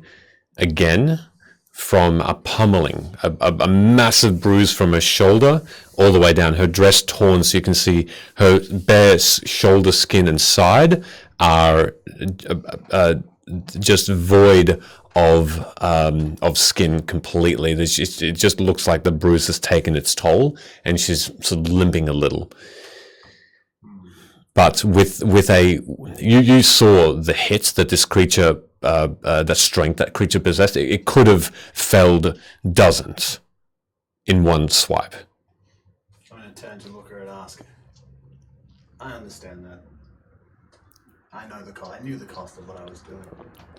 And if we are not allies, does that make us enemies? Evenly, she says. It simply makes us nothing. Your betrayal here, Velo, has potentially caused a chain effect, one that you do not understand. This praying to other gods, Velo, not knowing their power, not knowing what they do. Nora was at their mercy. We all were. Praying to them. Yes, there are good gods, but the ones closest to Vim, they are not. And the first person who should have asked about that is your friend. At least ask Sid of that, of his experiences. Yes, he's powerful, but look what it's done to his family. Look what it did to Vedrim. It corrupted them. He should have told you, and I don't think. I'm just disappointed. But let this be a lesson learned. And for now, let us do what we need. And she just turns and starts to limp out the door. And she turns in again, she says, just with her head slight, and she says, if you want Nora to get better, that can be something I can still do, because I still have hope for you all. But I would only ask this of me, and ask nothing more. I look down at her. Is she not better? She's not what she was. You were impatient, and you didn't give us time, and you sought the first thing you could, which was a risk. Give us time, Velo, and it will be done. But she's hidden. No, the Golden Nimbus did this, not these runes, not this prayer. Can I roll an insight on that? Sure. I don't know if that's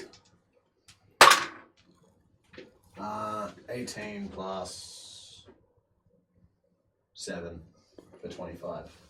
Do you want this, do you want this privately or out loud? Okay. The immediate events were very quickly sought out, and the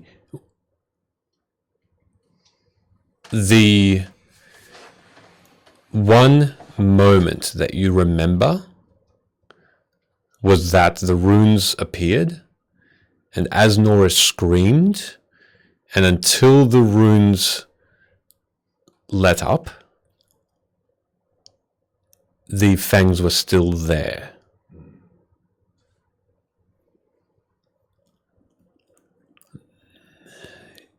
The Fey Queen with the insight check firmly believes that it was her magic and doesn't have any sort of deceit about saying what she said. But the moment that passed was so quick, you don't know, you couldn't understand where her magic ended and this rune magic started. The moment passed too quickly. But in the insight to the Fey Queen, she's confident that it was her magic that helped. And at least held off a transformation of sorts. Not cured it, perhaps, but held it off. I'm going to make my way toward the exit and I'll turn to her and I'll say, one way or another, when this is all done, you're not going to be able to control the realms. You're ripping each other apart. Your brother will kill you, or you'll kill your brother, and all that will be left is a ruin of your people. If you wish to kill her. For her sake. Don't do it for me. You know very well, I'll find a way. And I'm gonna leave. Okay. She says nothing. I'm looking for him. All right. And you all hear nothing as all this occurred. You just are continuing your bandages. How cool are these bandages? Almost as cool as these rooms. You're not listening anyway. You're just gonna fuck it It's up. like- Did you come back to us? It's like mid conversation. I'm just like,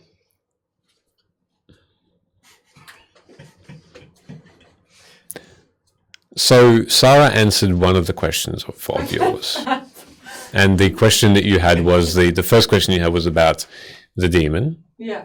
And more specifically, How do we get rid of it? Without like her taking the pieces of my parents, metaphorical or physical. the answer she gave you before she vanished was to the effect of the Fae have encountered demons on occasion. When they had,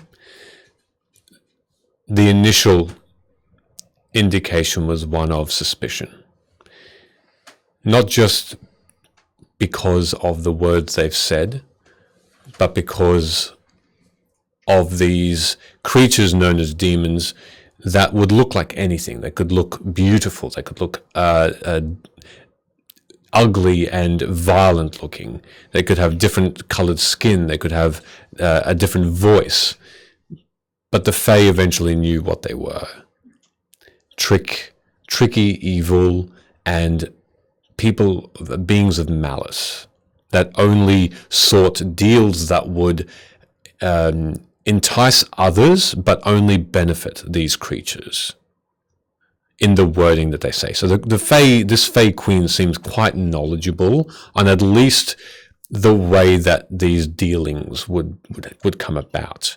And so when you mentioned that these souls were, or the pieces are still in, there was no surprise from her, as though it was very expected that something to the benefit of the demon would happen. And she follows that with that apart from out dealing the demon or killing it, there is little way of overcoming this conundrum. Cool. You will need to make the only non-violent method is to make a contract for this demon, wording it to suit you and not it, and trick it basically, or simply fight it to the death. Cool. And then she vanished. And now, up from the stair is Velo. Are you still shooting things at you? No, I guess if nothing's been happening upstairs and we're just waiting to go fight something outside the walls, maybe I'll just be like, clicking my fingers and using prestidigitation to make sparks. Okay. Just bored. Maybe I'll ask you a couple of questions like, what can you use that for? Because I got some coins I can do that with. I don't know. The only real use I've had for it was making you think you had magic powers. It's kind of cool. Maybe we could like manipulate some people. Oh, I also did that to you as well with that message thing. Hey, do you think, like, with the message spell, like, I haven't actually used it yet, but do other people know that it's you? Like, if you could use a distinct different voice, do you think they'd be like, oh, that's fucking Sid playing a joke on me? I guess that depends on the person. Do you ever remember having nice thoughts about doing favors for me? When I was thinking about maybe messaging someone and like using a different voice and freaking them out. This is dramatic battle going on down I don't know, let's try it. No. I'm not I think I've only got like 2 of the scrolls left, so maybe next time we'll pick some up. I want to like... Are you talking about your scrolls or just the thing that I do? No, the message scrolls. Well, you can message people? Yeah, I do it all the time. Oh. Didn't you use one of my scrolls last time? You have sent me a message. Yeah, you go, that's a different thing. Oh, I'm working on yeah. that. Oh, okay. I think I've nearly got it. Alright. Anyway. Just want to make sure I've got it down pat so I don't explain. Stop making eye contact with me. I feel like something's gonna happen. Anyway. Let's think about going and killing these people. Cool. Velo, you appear up the stairs and you see your companions, and you see Alia finishing off and just checking her shield is nice and ready. A little hand crossbow, looks at you and gives you a bit of a nod and acknowledgement. But she turns and moves towards you three. What are you doing? Velo? I'm gonna. No, I'm still in the same room. I'm gonna very, very quickly. Actually, you know what I'm gonna say to my friends? Sarah's pissed off at me. What did you do? Expressed doubt in her ability to heal my daughter. Well, I mean, I've never seen her healing like a vampire. No. How Not does that Bello she's a- look? All this stuff went on down like down Wet. there. Wet. Your feathers are drenched. I'm just gonna go. Yes. I'm not saying that there's anything wrong if your daughter's a vampire. I'm sure she'll live a happy life. I don't know what she is now. I think she might be. You're all wet, Yes, I got rained on. like really damp. Yeah, I was in a storm. How are you in a storm Yeah, downstairs? didn't you go down into the cellar or something? Yes. Cellar. Yeah. Yes. Well, downstairs, yeah. This might seem like a lot, but frankly, you inspired me when I was leaving. What do you mean? Blade. Yeah. What do you mean? What did I do? This is somehow your fault. Well, you said I needed. You said I needed the opposite of the demon. Did I? Yeah. Is that exactly what I said? Something to that effect. Something. To No, that I effect. said, what's the opposite of a demon? Exactly. And I said, And then you Faye. started going on about angels or something? I've never heard. I think that was you, Sid. Nah. I'm gonna say Anyway. something. I remember it differently. Belly's trying to tell us a story. Well, the opposite of a demon is not a fae. It is a god. And I like that dwarf guy in the book. might have had a moment of weakness as I lay next to my dying daughter. And I just asked for help. Call me on that. All right, sweet. I'm aware of that. I just asked for help. And help came? In a manner of speaking, yes. The creature that gave you those runes is called. I'm gonna pull out a piece of parchment. Actually, I'm gonna write it down and hand it over. Don't speak it, but And Ontay. yes. That's its name. It's a god of sorts, and thus speaking its name gives it power. Where's Sarah? She pissed off? You don't see her.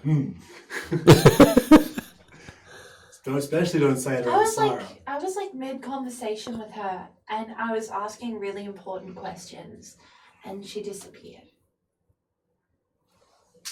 Yes. This About my parents that are. So, she came. Is she all right? No, she got smacked down. Is she? What? Is she alive? Yes, she's alive. Because I begged for her life, I imagine. But Sarah's? Sarah's, yes. I asked them not to hurt her, and I think that might have giving her a chance. Okay. I think that's what I genuinely think. Whether or not that's the case. That's okay. It's no. Either way, that's the name of the creature. It's responsible for the runes. Sarah is terrified of it. It might have helped my daughter, but it wanted something in exchange, which I was not willing to give it. What did it want in exchange? You.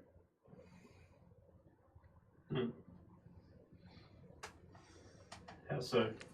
I didn't really ask the specifics of what it wanted to do with you. I assumed. I dare say it probably didn't want to like take you out on a date. You know what? I probably should have What's asked. wrong with me? But that thing could be his daddy. First of all, I'm kind of flattered, but also don't feel like you maybe read what I was saying correctly. I'm picking up. Second of all, I know that there's a lot of things that I would do for my family. Like a lot of things. And some of them would probably be morally grey. So I get it. I don't know about something like an entire entity or something, but I mean, who am I to judge considering my parents? Is it, but everyone's okay? Everyone's okay, but I don't think that we're on the side of good here. Do you remember where we first met Sarah? Yeah. Yeah, The the church. The church. That's right. Outside a building full of slaughtered people. Yeah. Yeah, but they were bad guys, weren't they? Were they? No, they were worshipping gods, remember? So, Am I bad for crying out for help? Is he bad for whatever the hell he is? Oh, well, I mean, I don't think Sid worships his arms. Well, his arm, well. so how did you summon this thing? Did you specifically summon it? No, I just kind of threw it out there asking for help. But from like anybody, or? Okay, because I asked for help from the god that wants to What did defeat you the do, conclave. correct me if I'm wrong, because I think that after listening to you guys' conversation about the conclave, you don't really remember a lot of shit that's happened correctly. I'm sorry, it's I just all just- this emotional trauma that we've been put through. I've died Sometimes a we few forget times. things, Sid. I asked just for whatever creature it was. We can all big dick in and have a fucking pissing contest on how much trauma we all have. By the way, I was a baby when all this shit happened to me. But So you don't remember. So, That's literally where my brain went. so the least. Okay, you're at the bottom. let's think. The slaughtered things outside the church. Where did they come from? There was a big javelin and a turtle? turtle. Before that, Out of a portal, I guess. do you think they rained from the sky and had these runes on them, but shitty versions? And were slaughtered by the very being that you just unwittingly summoned? Were they slaughtered by that being, or were they slaughtered by the Yes, Fae? we've seen it ourselves twice now. Yeah. We've had That happened after. third-hand information from the guy at the mage building in Erolof. And that thing also that. Remember all the bodies that rained from the Yeah, sky? I remember that, but I don't We should remember probably anything fight else. this Um, like storm god that's- then. That's those guys. And the storm giant thing that we killed, where I got that sweet dagger from. And then it rained bodies after that, from memory. But why would it just throw corpses at the ground? Maybe they're like test subjects. Because that's exactly it. Yeah. Apparently they're the failed versions of, I guess, Honfish and myself. They're also linked to, I'm pretty sure Vedrum. He had lightning in his eyes. I gathered he got that from Yeah, it took a these storm folk. Before he got swords in the eyes, he was saying that if I killed him, I wouldn't find out, I guess, about these. So I'm guessing that ties him in with the intimate knowledge of the storm folk. But He was taking also everything- standing next to a conclave skeleton. What do you want us to do about it? Like, No, I'm saying if this is if not, that's your thought they're process, not the right things to be praying to. where Yeah, Or obviously. I don't blame you because I guess I'd have someone as well, a family member that I am resisting the urge to Sacrifice? to Oh, sorry. maybe do shit that would hurt other people in order to save them. Oh, right. I was going the wrong way. So are you, let me just make this really clear, right? Conclave bad. Storm people bad. We don't know. We suspect. Hear me out for a second. Let's just say, obviously they're both bad. What do you want to do about it? Because at the moment we're about to go out. Sorry for covering your face. We're about to go out and fight more conclave. Are we sticking to this path, or are we changing direction and trying to figure out this storm thing? What's your point? The point is, a fucking entity that rains bodies from the sky. Is bad. Yeah, we get that. Yes. We get it. What It's do you probably wanna not the do right about person. it? It's like going to the demon to fucking save people. Yeah, we're not doing that. But I don't think Velo tried to summon that specific being. That was the question asked. The point I'm getting to is when we're going, oh, maybe they're not that bad. When does someone become fucking bad? When they killed their millionth person or their 10,000th? Okay, but you're directing a lot of anger towards myself and Hood over here, and we didn't do that. Fuck you, Hood. Anyway, the point is, I didn't sell you out. That's what you could have. It would have been better than maybe Sarah. No, just to get that clear too, this Hon Fo Shen guy had pamphlets of true resurrection, but you're a fucking puppet, and is trying to Tried to work with evil shit. manipulate Also, people. runes and lightnings in your life. But you're covered in runes. You're not a puppet. Yeah, but I'm a bit of a fucking dick, aren't I? I'm like I guess the good version of them. But is it really that good? I don't know. I would. Look, I don't know the ins and outs of them, but I get it. Moment of desperation. You've got a family member in need.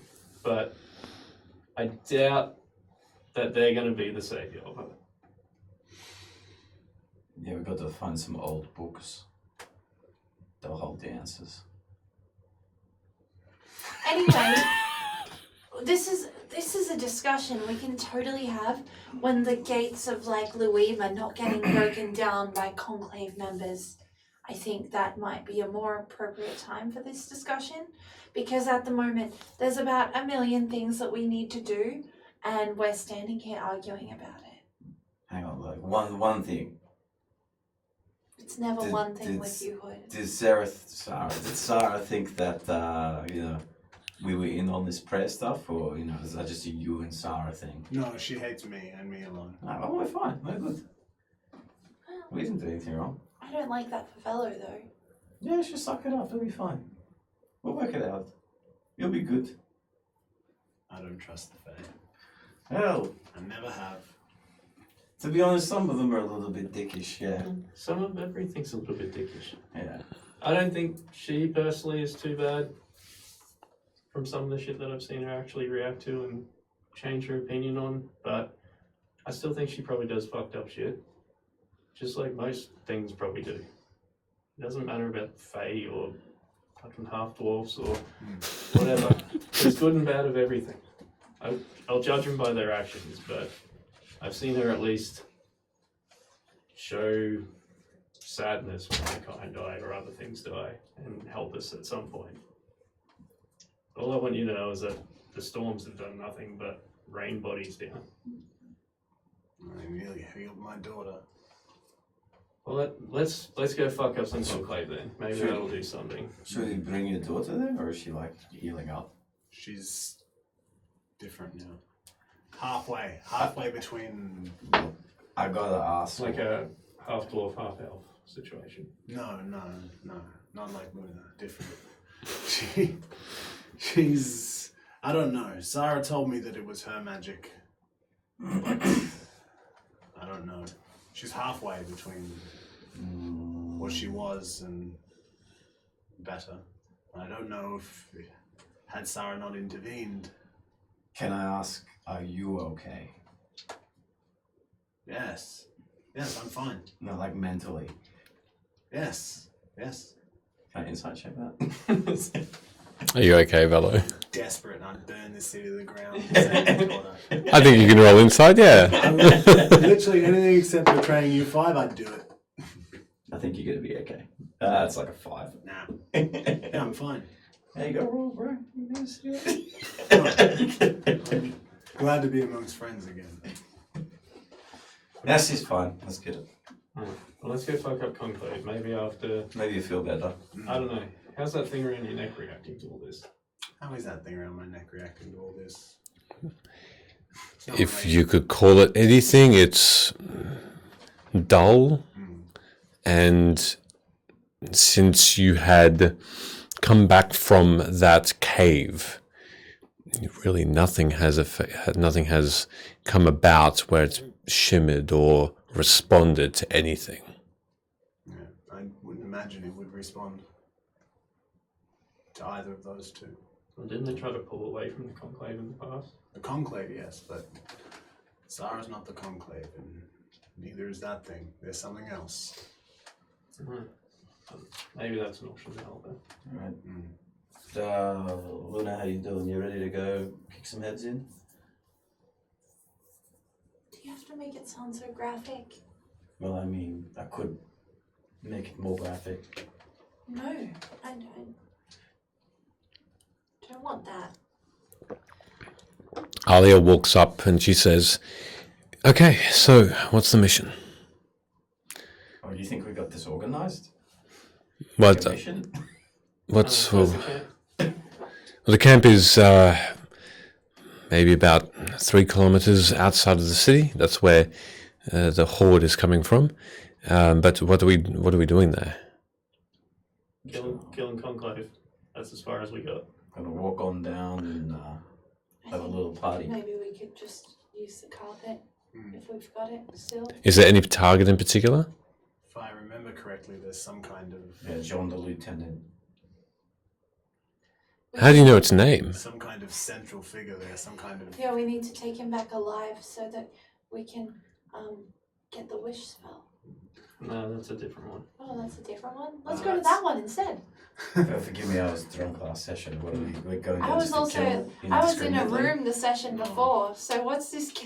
There's a higher tier, one of their upper beings. Oh yeah, let's go kill him. Commanding the armies from there, It's right? gonna be great. Different one to that one, though. Yeah, no, that was the one I was thinking about. Yeah, the let's go murder hunter. them, it'll be fine. So it's just a... Murder Vengeance tour? Well, yeah, cool, let's get it done. How come that's okay, but kicking the heads in isn't alright? Because it's funny.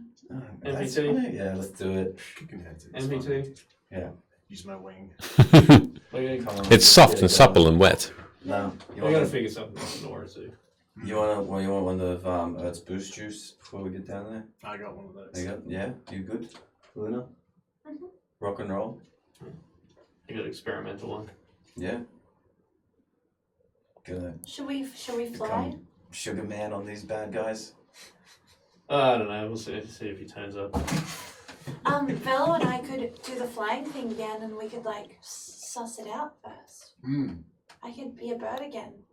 I could fly. Well, Do we I want to be could- sneaky this time? We just want to go in there and like rage. Well, kill I'm them saying all I for could their like best. turn into a giant eagle and probably carry How many people can I carry? One. one of you. Could you turn into like a giant gorilla? What? That would be pretty intimidating. I also could turn into a giant eagle and carry one of you, I suppose, but that still leaves Alia. No. Can you be strong? What if you have, Actually, what if you have the potion Yeah. and then you would that make that's a You'd good... be able to carry 2 people? Yeah. Only one way to find out. Oh, I see. Yeah. So you don't know. By the way, Some buff eagle. Some rip eagle. Captain. Yeah. It's the Eagle Boys delivery. Eagle. Some character. Sorry, Sid, you were saying. by the way, we got 71 of these coins. We can go invisible for a minute with them. They'll also give us magic resistance for a minute. You have to choose which one it is, though. I think you can't just Yeah, get one them each. all. Yeah, I don't know if you can double up on like 2 coins at once or whatnot. I don't But think we've tried it. I don't know if we just invisible our way. Unless Velo and I go in as birds, you guys go in invisible. We can form like a ambush. I guess the whole camp. I don't know. I haven't really fought these guys. Ali, have they got like? Have we got backup? Yes, have they got like fires and stuff going? Is there any like Are explosions? you bringing some like army with us? The army's already at the wall, Luna. Extra hands? I can muster up A couple of people? I can muster up a group if you'd like. If I was you, I'd do something different. I'd use less as more, but go on. You're immortal, which means you can't die. A fact I've only recently discovered, yes. Right, which means so long as you can speak, you can teleport out of wherever you are. I'm still susceptible for going unconscious. Not if it's not if she needs to do like hand gestures and maybe they're cut off. It's just that from my perspective, you're pretty much a perfect ambush on your own. All you have to do is make a whole lot of We're not noise. sending Alia in there by herself. What's the worst that can happen? You get skewered a bit. Oh my gosh, are you serious? They run experiments on her. I'm not. No, if you're sending Alia in, I'm going too. I'm not against it, but just so you know, I still feel pain, and I know it's an easy answer, but I got stabbed to death 4 times last week. The easiest thing isn't always the right thing. We're going in together. That was yesterday. That was yesterday I got stabbed to death 4 times. All I'm saying is if we creep up on the camp and then all of a sudden there's a loud distraction, some gleaming golden warrior, captain of the guard from the city, might inspire the people on the Oh my walls. god, it's Thorum, like gas it up Osei all over again. It's not. I just want to live. I just want to live. That's all. If you did that and then just ran away before they got to you, that would be tremendously helpful. I know. And would make us less likely to die. And the risk to you is not so significant because as long as you teleport out of there as they catch you and don't get caught in a drawn-out battle, you pretty much are 100% safe from any stray arrows or anything of that nature. I think Can you even teleport? I have the ability to with the scroll I have, yes. But I do only have the one This isn't a version. question though. Like, I'm going in if she is. We're not sending her in blind. That's terrible. No. Just answer the question. She can teleport. We got a teleport thing. One of us uses it to get in. We just go, we're there. And then we got a one way out if we need it. Does William have a lighthouse? What? I think I could offer a sedative for the drink hood if you really want it. Something to calm you down. We're not anywhere near the coast, I'm sorry. What about like for aviation for the bird people? I'm sorry, I don't know that word. Aviation. You mean the airships? Yeah. I don't know, I just had a cool idea to like a magnifier and some like sunbeam shit. It's obviously you don't have a lighthouse. It's perpetual knighthood, I'm sorry. Yeah, but we have access to the sun. And a magnifying glass as well? Well, no, we don't have that.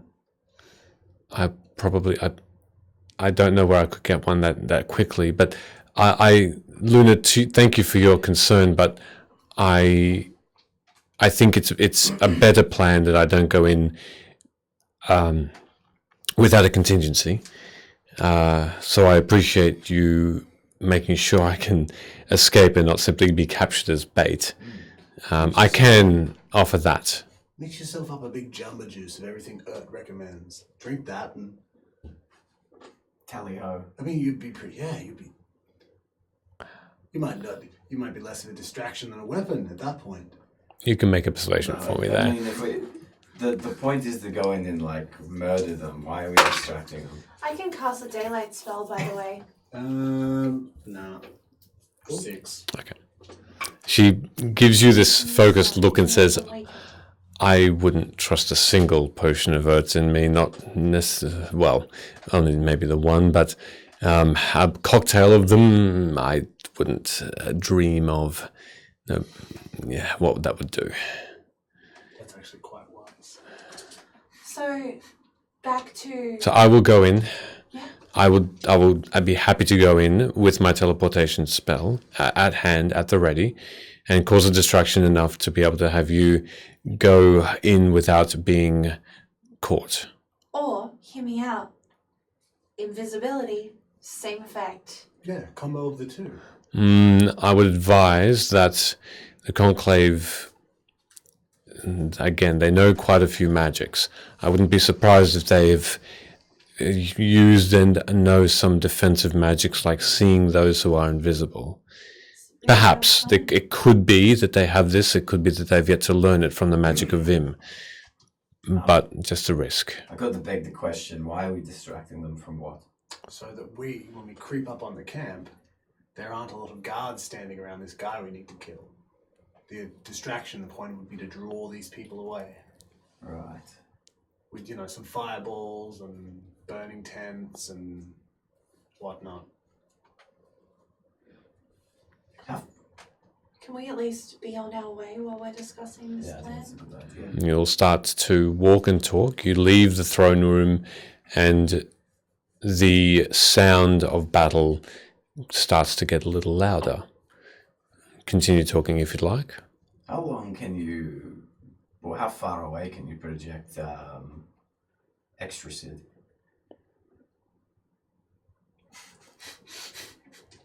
It has a name. I think after this amount of time, you might have put down the drink and remembered his name. He's not an actual person. Yes, he is. He's not. He is a literal conjuration of your magical energy. That got technical. Wow. Wow, Luna. Am I wrong? Wow. He doesn't have individualized thoughts or opinions. They're your own. In a projection. Have you not seen how he acts when I made him stand on the bear traps? You He think acted. He acted. wanted to do that? He acted exactly how you made him act, because that's how it works. And that's one of the reasons why I really like him. Because unlike you lot, he just fucking gets it done. So what you're saying is that you're self-centered. So, what is it's a crime to love yourself now? Okay, I'm gonna go up front and listen to some baddies while you guys complain. Make a perception check while you're scouting, Hood.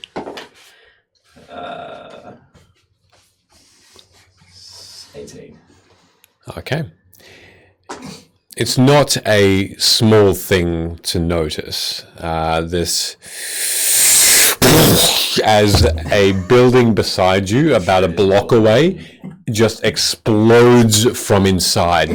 From outside, as this boulder just flies into it, a flaming boulder, and just causes a 3-story building to crumble and explode. No screaming.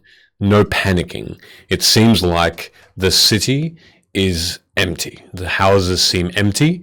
There's no one running around. This siege has gone on for enough time that the townsfolk have either taken up arms or have gone to some place safer than here. As you start to make your way down, you see from where you are, even in this at night, that the stars and the moons are bright enough to see the siege proper.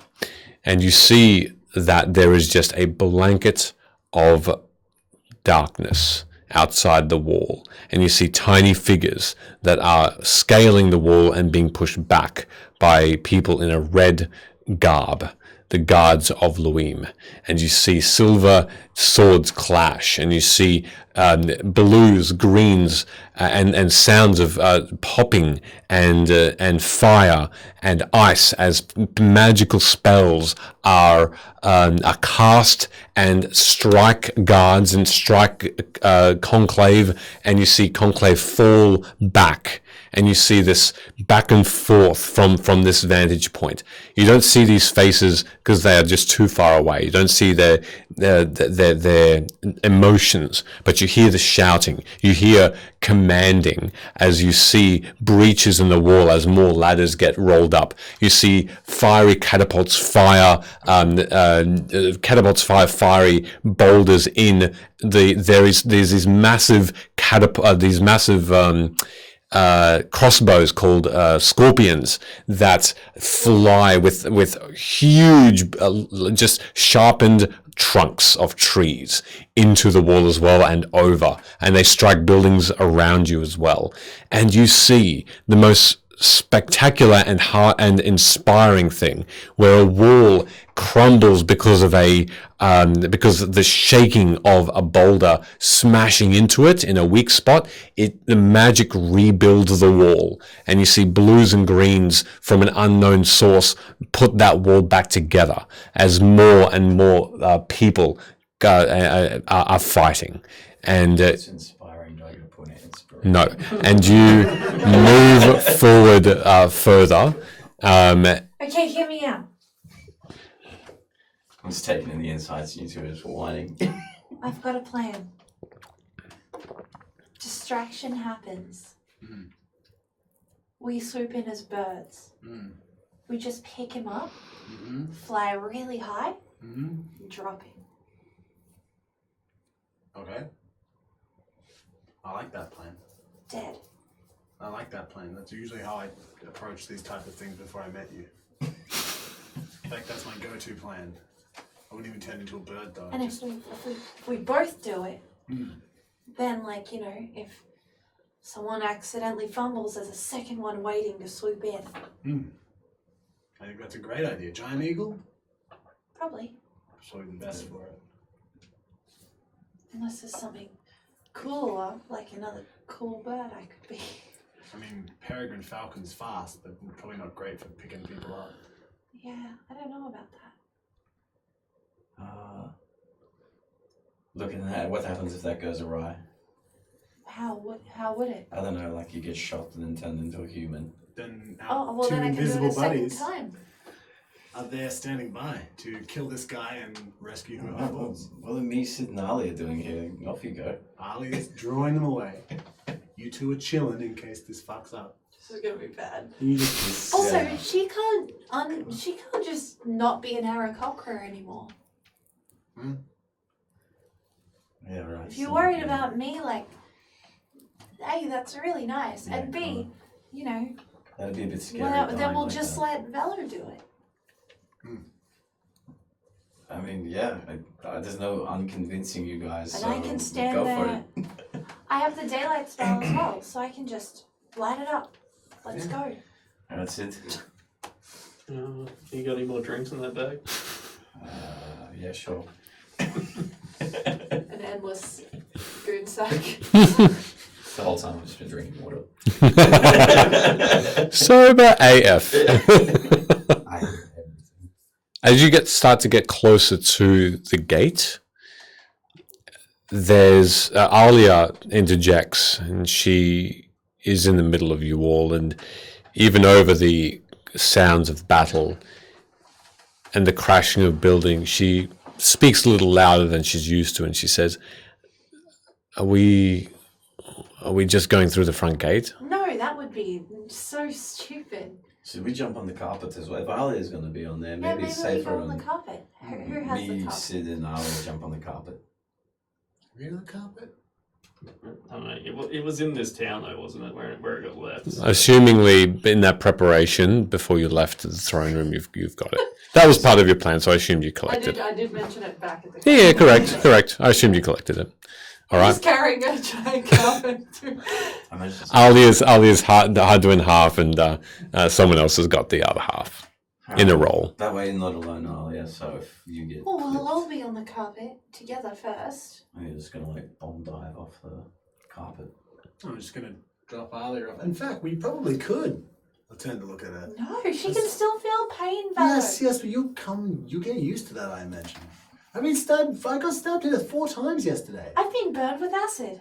Like, it'll be an owie, but it'll heal Who's up. been shat on? He got literally got crushed to death. You've healed from the psychological trauma, right? See, he's fine. Okay, fine. Well, it's up to you. You can either No, she's suffer got to teleport. She's got to teleport. a little bit of pain by doing this. And also, how many creatures have done that? I mean, I have all the time, but How many non-winged creatures? Can I double just check, don't Alia? want that. You're like actually resilient to like death. It's not like you're resilient to disease and age and things. Like if you get stabbed or decapitated, you're gonna be okay. No, she'll heal up. I From don't think she'll be put back together. I think she'll just be alive. Just just in case you get unlucky and like no blast. I don't like gnome talking about blasted. this. This is awful. Well, I mean, it could happen. Why are we deliberately putting her in harm's way? We're not. Let's We're just not not done. do Just this. like saying. unroll the carpet and just waiting. I get on. Ali's on there too. I get on the carpet. I'm just saying these are options. You're not considering it. What you're worried about is You start to fly. things that might hurt you. But what you've really got to be careful about is like, don't fall down a crevice. You might be stuck there for 1,000 years. Don't get trapped. That's what you got to worry about. Little falls, nothing. You'll shake that off by lunch. Oh my gosh! Please don't listen to her. No, but for real though. Just if I- ignore. Don't listen to her. If I was you, Everything this old bird says. you need to get some kind of ring that's enchanted with teleportation or something of that nature. Hey, maybe a tongue ring. So if you get like pierce your tongue and enchant the piercing so that it has the ability to teleport you, and that way, when you get stuck in quicksand, you can just use your tongue to teleport yourself to safety instead of being trapped there for 10,000 years. Okay, let me Are we paint above the camp yet? Yes. I'm jumping off the carpet.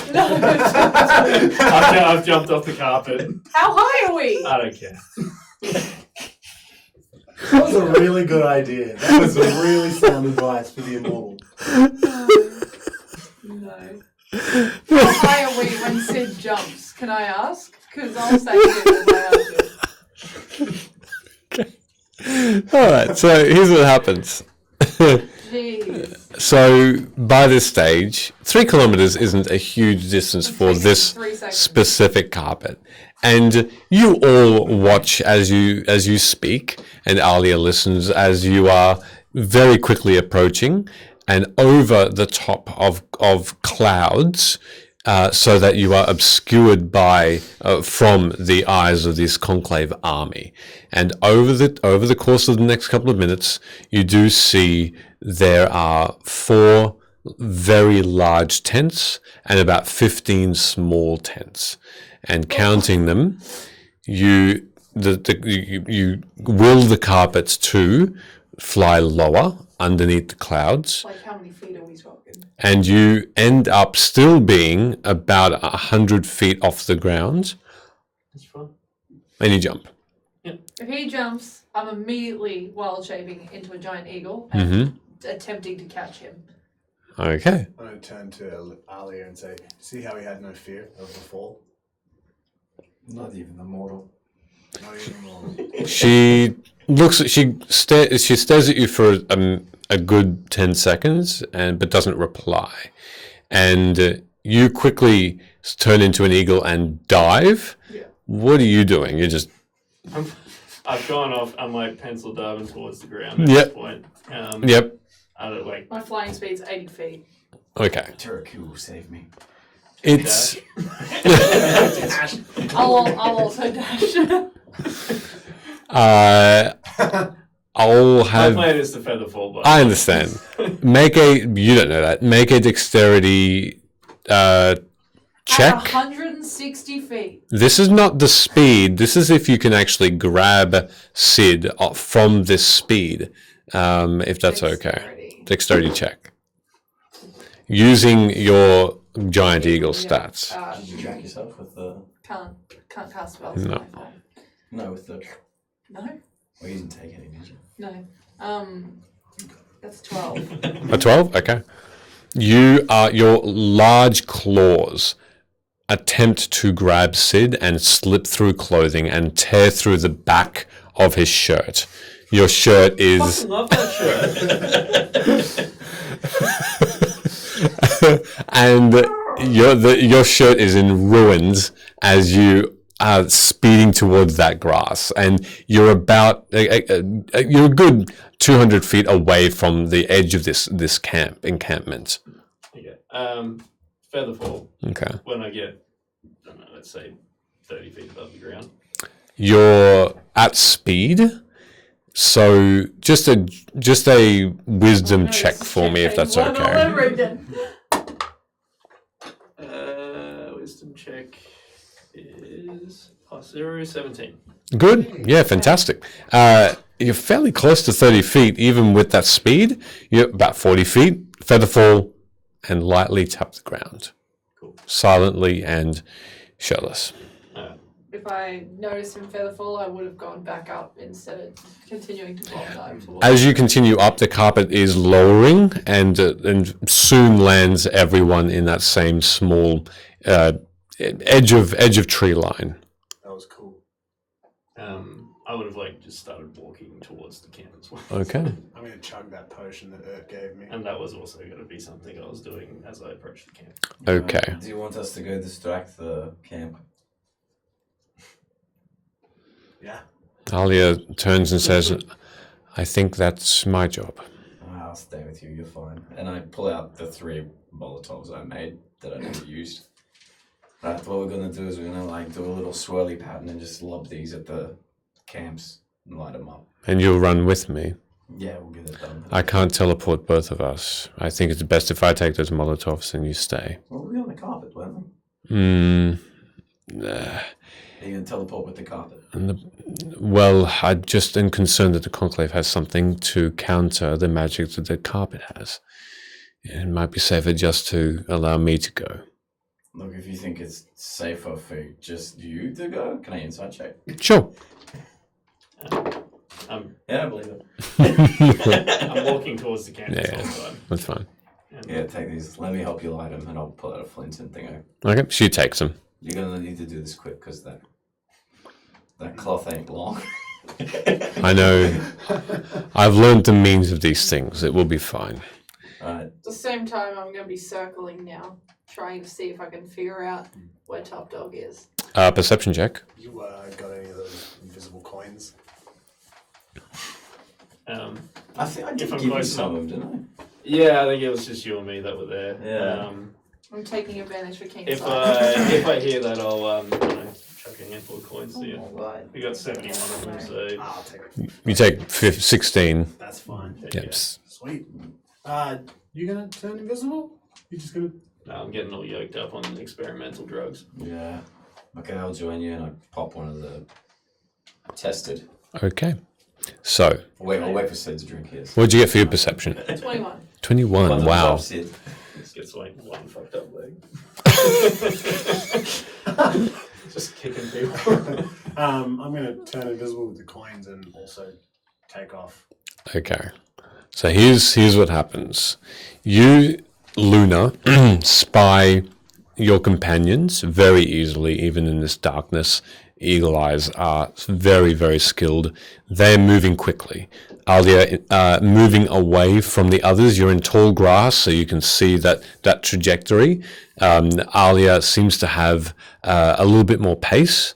You can then see your companions just start to physically get bigger. So you kind of know what's going on there. The night is partly cloudy and cold, and there's only a few torches lit up in this encampment.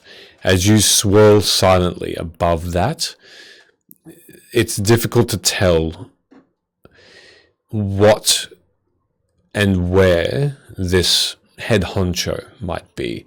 What you see is every 3 seconds, a single figure leaves each small of the 15 tents, as though this tent is a bag of holding unto itself. That there is a flow of conclave, or at least these cloaked beings that look very similar. And they silently move through the grass in the same line towards the city, 3 kilometers away. That's all you see. You see those larger tents, but nothing moves out of them. Nothing moves in. Out of the larger tents, okay. That's what you do. Cool. Do you want to do anything particular yet? If there's nothing coming from the larger tents, I might try and glide through lower, see if I can hear anything.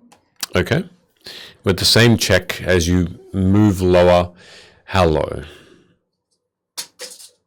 I'm trying to look like an eagle, right? So I'm not trying That's to. exactly what people would see when they would look up. Yeah, but I guess in a magical world, I'm not trying to look like a Snoop human Yep. as an eagle. Snoop human. I'm trying to behave regularly. So I would go as low as I have seen Sure. eagles fly. Eagles can land. As a druid, you know that. I'm gonna say like, let's throw a number then. Let's go like, if from the top of the tent, we'll do like 15 feet. 15. Okay, and just gliding around. Just gliding around squaw. Okay. Yeah, a couple of things you should know before you do that. Eagles don't usually fly during the night. Well, they might land. It's eternal darkness, so it's fine. They might land, but just so you know that it's not a usual thing. What? Yep. But you know this as a druid. Yeah. So you glide about 15 feet above the tents. You hear low chanting from one of the 3 tents, the one closest to where you landed. And there are 3 in a line, one in the middle, one on the right, one on the left, and you hear it from the furthest left from where you landed. And just so you know, that's from there. So, I guess I'm gonna do the little Mhm. thing above that tent, Okay. that one tent with the chanting, trying Sure. to get everyone's attention. Well, you're not quite there. As you are moving quickly, but need to get everyone who wants to do a stealth check, please. Can I do that at advantage if I'm invisible? Yes, it's an advantage if you're invisible. That one. No, that was advantage. No, disadvantage for me. I'm not invisible and I have disadvantage on stealth. Ah, bugger. You silly The bugger. other dice was a 6, so. Okay. We'll remember you. That was, remember me too, that was a 17. 15 plus 2. 17? 18. 18. Lovely. Alia. 1. That's for her own thing. Okay, cool. So you don't see Alia because she is away from you and she's disappeared behind tall grass to create a distraction. She can't say shit and she just molotovs the bird.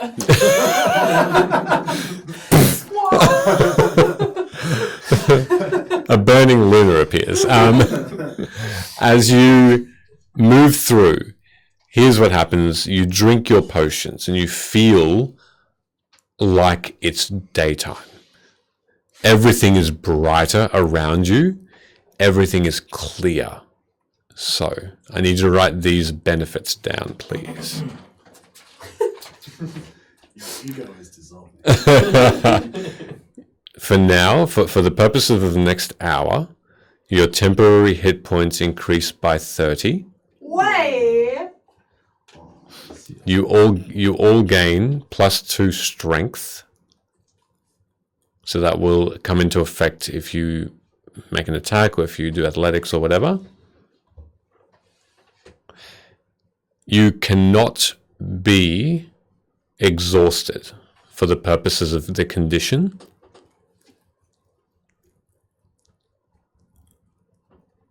And one more thing. The first time you go unconscious, you are stabilized on 1 hit point. Oh, this is a hectic fight. This is bad. Sorry, I was too busy swallowing my pride to swallow this potion. I need to roll a D100 for you, Sid. What?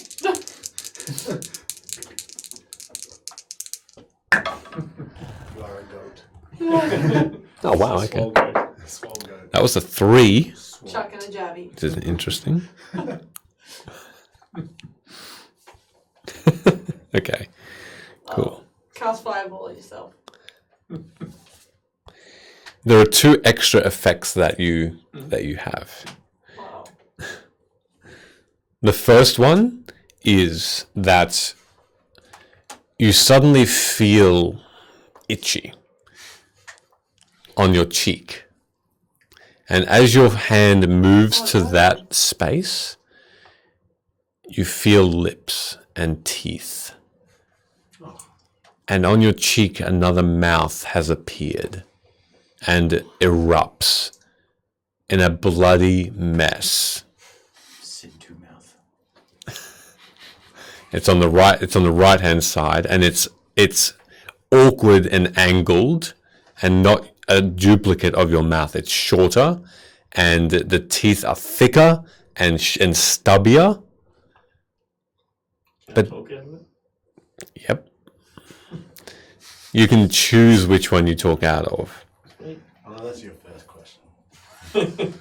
The second effect is you then feel your current original mouth, and it has the same stubby teeth, and lips are fatter, and skin is more, you feel your skin, it's more weathered. And you look around and you feel yourself larger and muscular and alive, but shorter. Oh no. Your eyes adjust to the darkness a lot better. So much better. You've got dark vision. You'd look down and your legs are much, much hairier and stockier. What the hell? And your clothes are oversized. The dwarf. Comes for the half talk. And you feel your arms shorten as well and become hairier on both sides. And then you feel your head become heavier as you look down and you see this large, round, unkempt beard. You don't know what's happened to you. But the one extra thing that you feel is just general hardiness. Like you could run for days and not tire. Cool. Is he a dwarf? You haven't seen him? Who knows? Maybe I have. So, I have a dope perception. you do. So as you get closer, you see first Alia, Luna, who... One eye is going with her. No, I'm joking. Can eagles do that? No. I don't think so. As the eagle Luna watches and you see Alia quickly sneak around the other side to try and distract to where you were. She quickly uses flint to light, tinder and flint to light a piece of cloth that's in a bottle that you didn't see her have before, and another and another. And in one after the other, she tosses them into the smaller tents that are on the other side. She's a good 100 feet away. This is a sprawling little town of tents, and each one just erupts in a conflagration of flame. And you see that the roofs of these things quickly catch alight, and there's a wind that's here. It's small, but it's there, and licks of tapestry of white tapestry get blown off and land on other tents, and then that starts to get light. These are flammable material, and you can see that there is by the time you three appear, you see that this thing is half aflame. This little group of tents is half aflame. So about 7 of these tents is now on fire, and Alia is nowhere to be found. You watch her disappear away as you see these conclave, these figures. They don't seem to take any instruction from this. The chanting never stops. It never pauses or changes now that you start to hear this chanting coming from this left-hand side tent. But the movement of the conclave changes. From each tent, the ones that are aflame no longer have this production line. Only the others move quickly around to investigate, and Alia vanishes. And you three move towards the undamaged tents. What are you all doing? And you see an eagle above a large tent, just hovering. I'd move Oddly. up a little higher now that there's Okay. fire. Yep. just gonna fly up to where she is Mhm. and just be invisible. We're just up gonna there. start tangoing. Yeah. Yep. I Now, can't see you. You're invisible. by that stage, Say hey.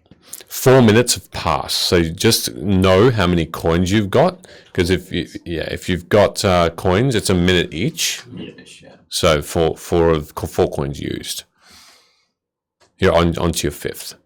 Yeah. Yeah. All right. I haven't used any coins. Cool. But I guess if I feel like I can run for days, I'd just be sprinting and try to like barrel through the side of Alright. that tent would be the end goal. Okay. How long that takes to do, and maybe As you converge. to invoke Rick if Sure. I can with whatever's happening. Okay, so the other thing the rest of you notice is you see each other, and then you see this short, stocky dwarf. Yeah.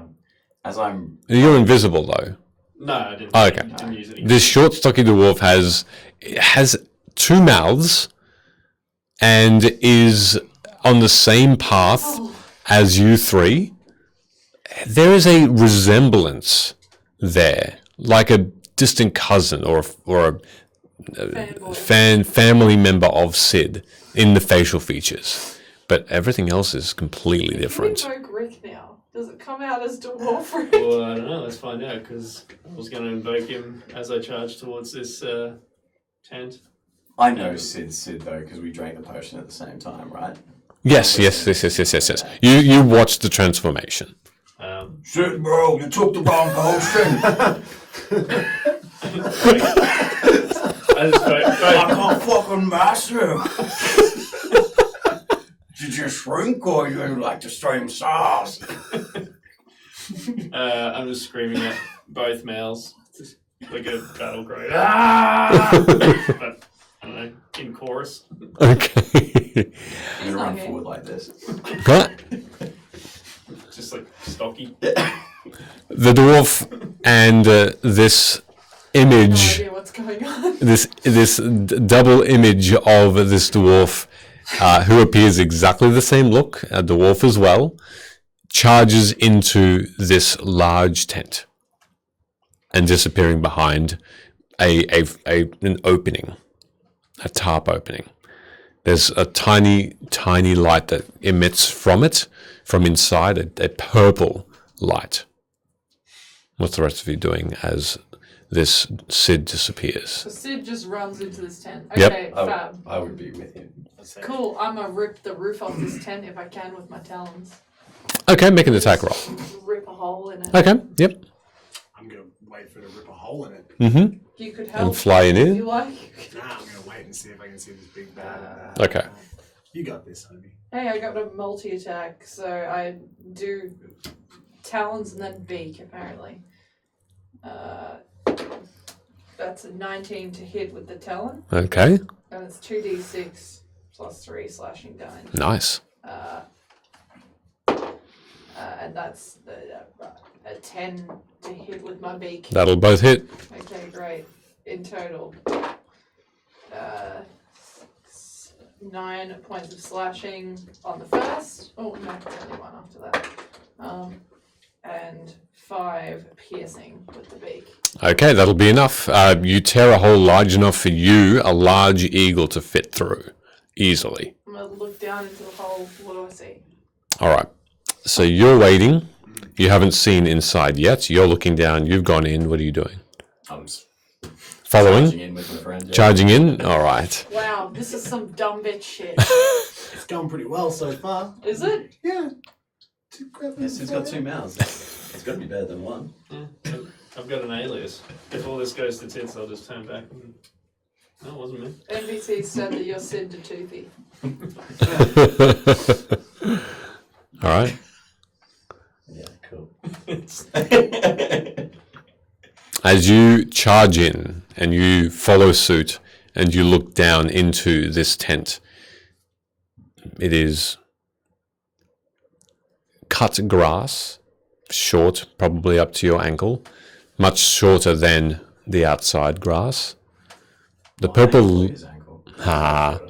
his, so quite short. You don't know where the light's coming from. It's purple, deep purple. It lights up this tent slightly, but it's still dark here. Empty. Completely void of anything. There's no person, no desk, but this is where the chanting came from. And the chanting continues all around you. Everyone now hears this. You'll all need to make me a wisdom saving throw, please. In. Is it a charming effect? Yes. Do I still get that even though I'm a dwarf thing now? Elven trait. For the purposes of that, no, Which you I would assume that don't. means in my wild shape I don't get. Correct. Do I get advantage for having 2 mouths? No. Okay, yeah. 25. 26. Nice. 17. Birds. Druid birds. Burb. Okay. Bird's the word. 17, higher than 20, 12. Cool. You, Velo, and you, Luna, Well, in bird form, I like to be called something else. Squawk. No, I'm joking. you both simply hear this chanting continuing. Because you both charged in, and you're actually within this tent,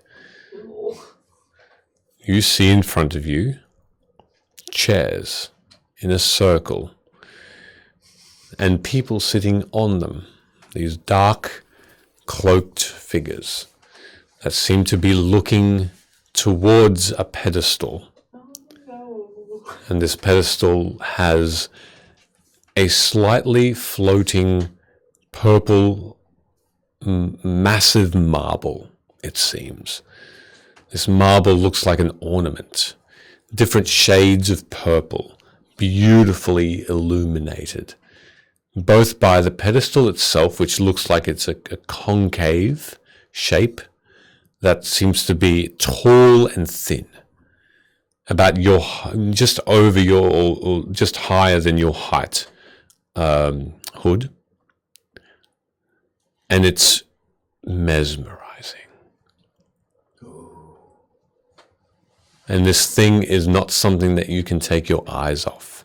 And you can see that this thing spins slightly. And Side mouth just goes, wow. Spin from the pedestal. as you look towards this, you see it clearly. And it becomes your only focus. As you suddenly find yourselves, both of you, understanding it. And you both stop and you look. And as you look, this is a conduit, a force that has been made by the conclave as a tool to search and to absorb magic in Vim. And you watch as thin tendrils of magic embed themselves and disappear underneath the earth. And they're purple when they enter, and then they are different colors of beautiful rainbows as they re-emerge, as though tendrils of, and you know that tendrils of searching magic enters the earth and finds different spells, different energies, different schools of magic, simply the essence of spells, and collects them and brings them into this ball that just continues spinning. But every breath that you see these beings around you take, these tendrils of magic are breathed in by these figures, as though they themselves then collect it and disperse it.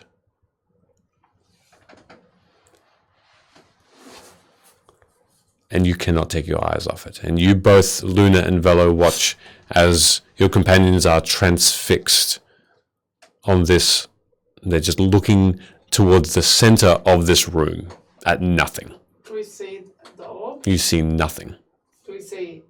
Don't even see a pedestal. Nothing. It's just an empty room. Empty room. And they just are both looking towards the center and eyes wide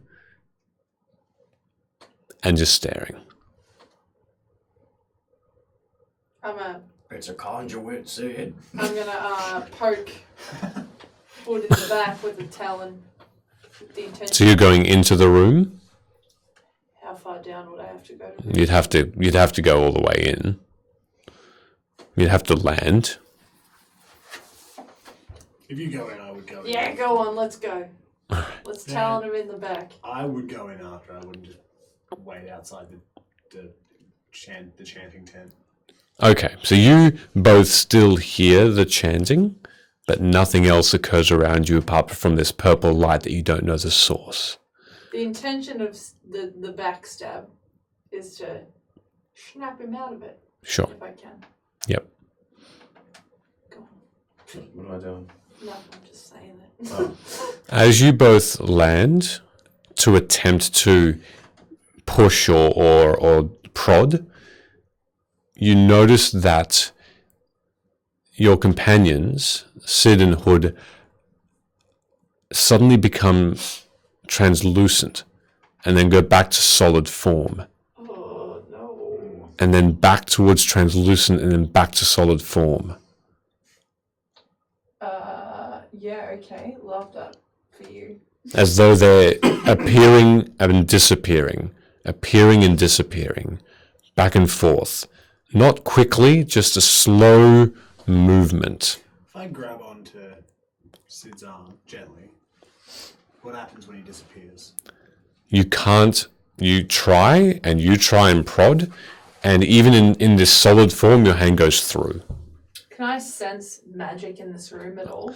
Only if you were to cast Detect Magic could you understand if there was. If you rolled Arcana, you'd understand if magic could be affecting them. Yeah. Can I see if magic is affecting them? Sure, Arcana would be good. Cool. 2. A 2? Maybe. Hood's done this before. You reckon it might just be a bit of a trick on the eye, and you think this is just a bit of a game that they're playing. Time to gamble then. Totally playing a game. My friends, while we're in the middle of an enemy camp. Good old Hood. I'm gonna drop my wild shape. Yep. And I'm just gonna take a good old gamble, and at 4th level, I'm gonna cast Dispel Magic. Specifically, I guess on Hood. It would Unless I be can target both of them. yeah. You can you'll be able to target a magical spell effect or Yeah, the room. Cool. Yep. The effect that I would assume might Yeah. be in this room. I Who see. knows? But Yep. I think at 4th level it's different. I don't have to roll for it. If the spell that's being cast is greater, then the spell level will be just a DC basically. Yeah, So when you cast a spell using a 4th, you automatically end the effects of a spell on the target if the spell's level is equal to or less than the level of the spell slot I use, which is a 4th level. a 4th, correct. Otherwise, you have to Yeah, otherwise you roll.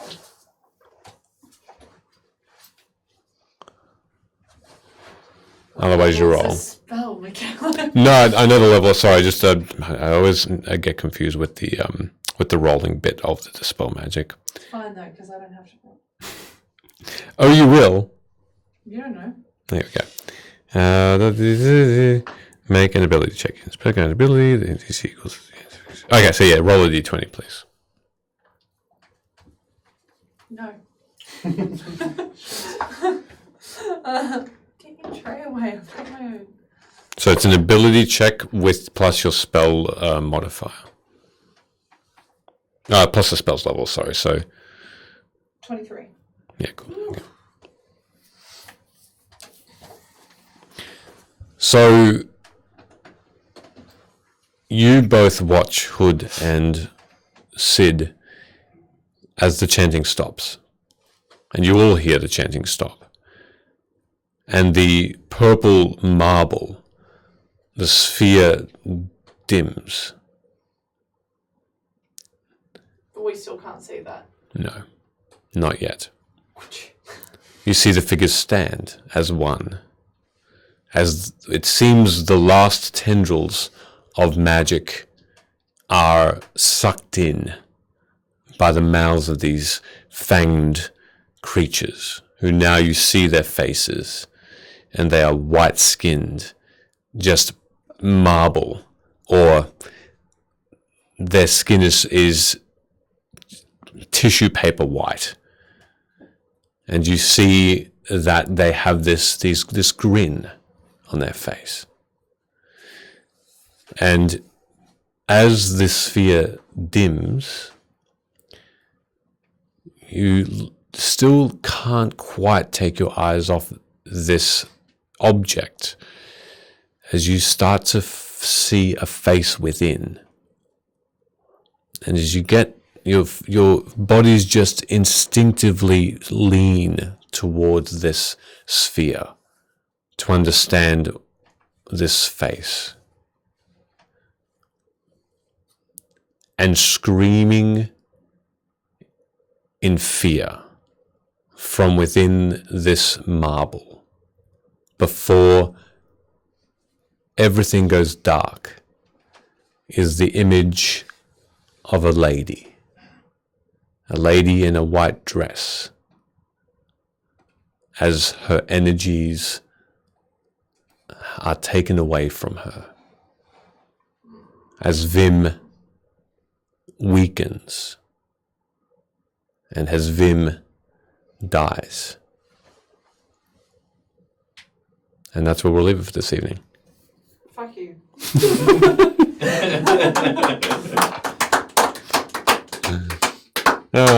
I love this. I love this game. This game is so good.